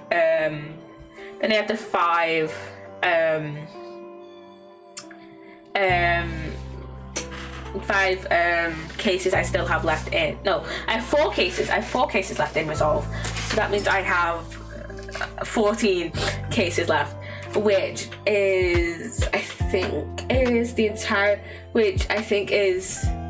the same length, which is the amount of cases also in the Phoenix Wright trilogy. So we have a long way to go. And I think about it, it took me from August to like the first day of January to complete the entire Phoenix Wright trilogy. So it's gonna take us a while to finish all of the Ace Attorney parts. Long way to go. Yeah, very long way to go. And plus, I am very much still waiting for Edge of Investigations. The Edge of Investigations duology. Also adding like 4 minutes. I'm still waiting for the Edge of Investigations to get a port. And welcome in, Ford from this. How you doing? And also Professor Layton, Ace Attorney game. I guess I'm first. Yep. Welcome on in. And I'm still waiting for Professor Layton, Ace Attorney, to get a port. So, but that's just one game. Rasputin.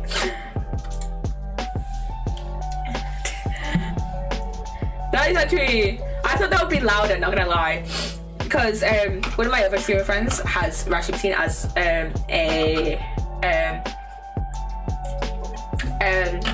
has a Rasputin.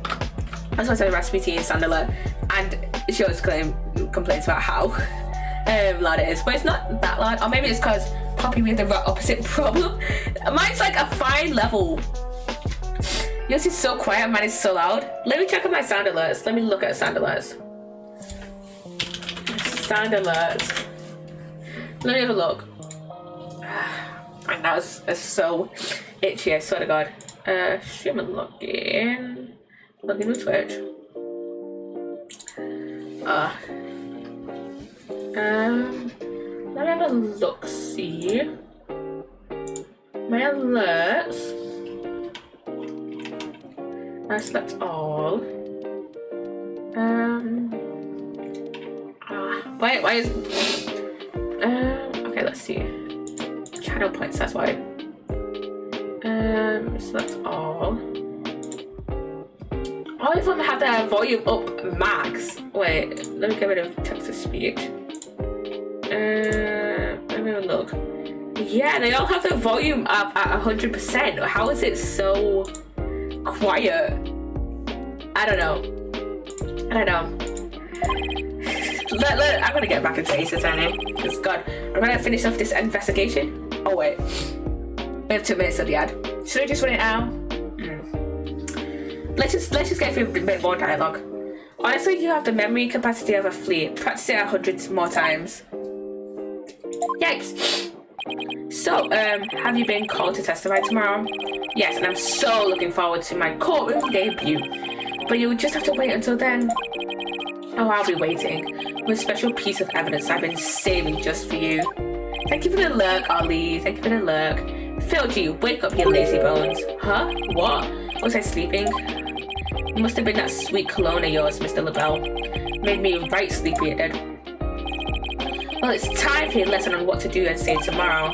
Oh, I'm begging you, not another lesson. Cut out for this thinking and remembering stuff. Right up the schnozzle. Keep quiet and do exactly as I say. No, please. I didn't want another lesson. There they go. Missed our chance to get the truth out of him. I'm gonna sneeze at some point. Yeah, but we'll get the proof and you need in court tomorrow, one way or another. All that's left now is that lie Jinxie told. You better go clean that up before tomorrow. You think they're done questioning Jinxie? Maybe. Let's see if she's over on Yokai Lane shopping for more charms. Okay. Is she on Yokai Lane?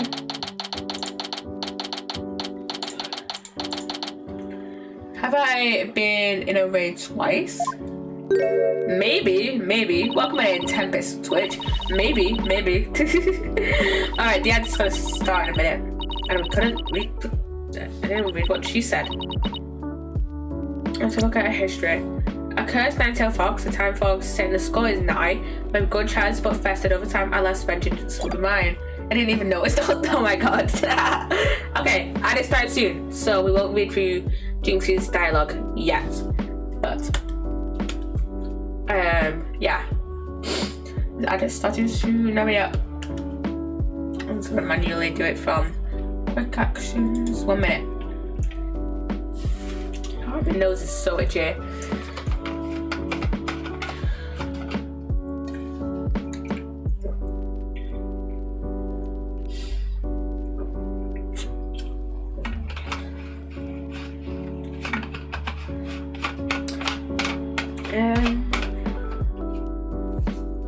But yeah, I think we're on the last bit of this investigation, and then I'll probably do the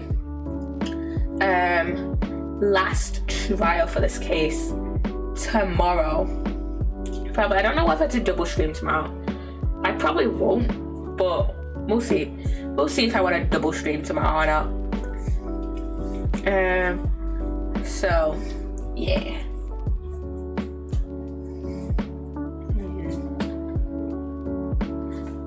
People should be coming back from the ad soon.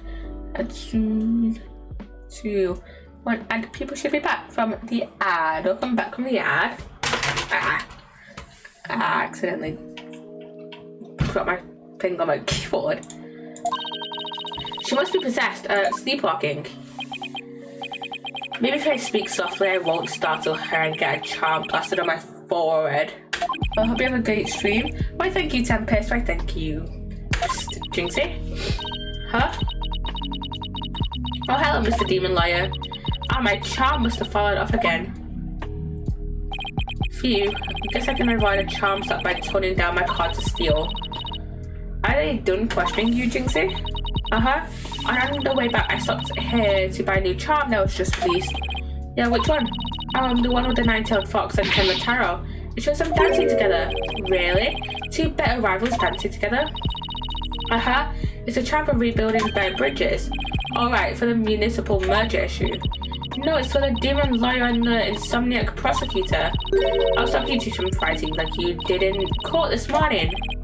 We weren't fighting, it was just a spirited debate. It's what we lawyers... No fighting. Charm slapped again. Apollo, if you're done playing around, then let's find out what she's lying about. Let's talk to her. Jinxie, it seems like you're starting to remember things. You only said the feathers and tracks weren't there when you discovered the crime. Have you remembered anything else that seems important? Like what? Tell us what you saw that day. Maybe you'll remember something else this time. Eek. When I opened the door, Papa and Alderman Kiyibu were collapsed in the fox chamber. That's when Papa told me to call an ambulance and the police. That's all he said before he passed out in the chair. I knew it. She's holding something back.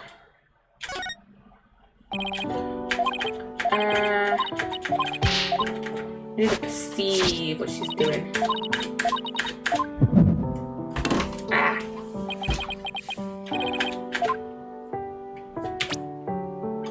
No. I have to.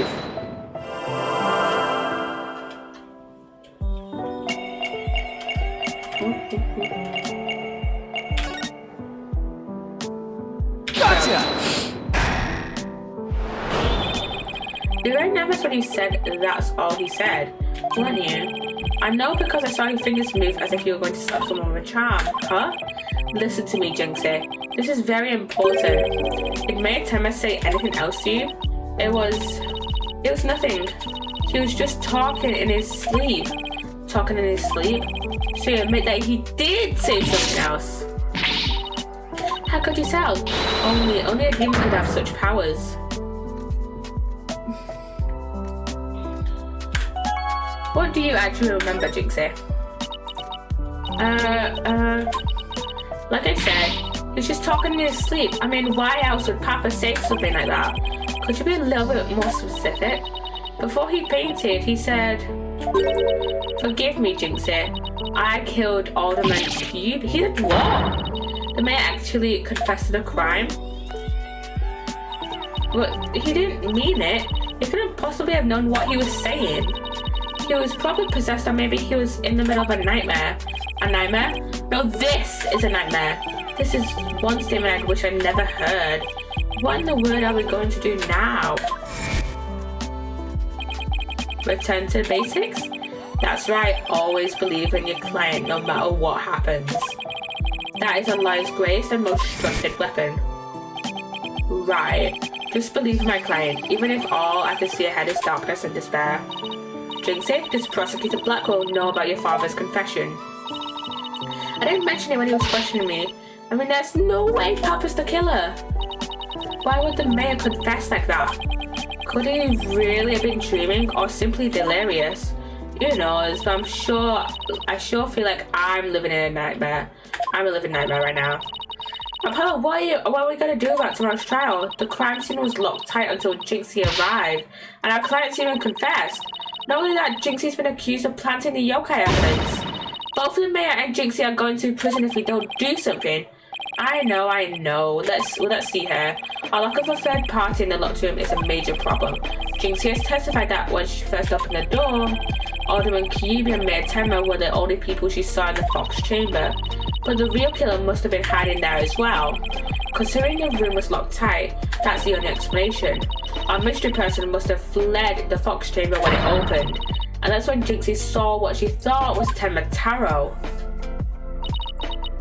But Papa and the Alderman were the only people in there. I didn't see anyone else. What's going on here? LaBelle's extremely pale, but he's far from transparent. Just how did he hide himself at the scene of the crime? Probably in the forbidden chamber. Whatever it takes in court tomorrow, Apollo. We have to take down that dirty rotten Tenma Taro LaBelle. We'll get him with a legal exorcism, justice style.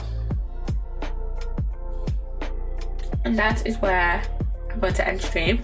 We got the final trial to do tomorrow, and we'll save that. And yeah, we turn to games menu, and we have load game. Yeah, we have day 2 trial. So back to title, we turn to title screen. But yeah, hope you enjoyed this stream, and tomorrow will probably be another Apollo Justice stream. And then Wednesday, I don't know what I'm streaming. Friday will be Great Ace Attorney. And Sunday will also be Great Ace Attorney as well. I know who I want to raid. I'm going to raid somebody. I'm going to go raid Spanky Rambles. So I'm going to wait for this ad and type in the raid command. So yeah, hope you have enjoyed the stream. Here's playing Time Splitters 2. Hope you enjoyed, and I shall see you guys tomorrow. All my socials are in the About Me section down below. And yeah, I shall see you guys tomorrow. Bye.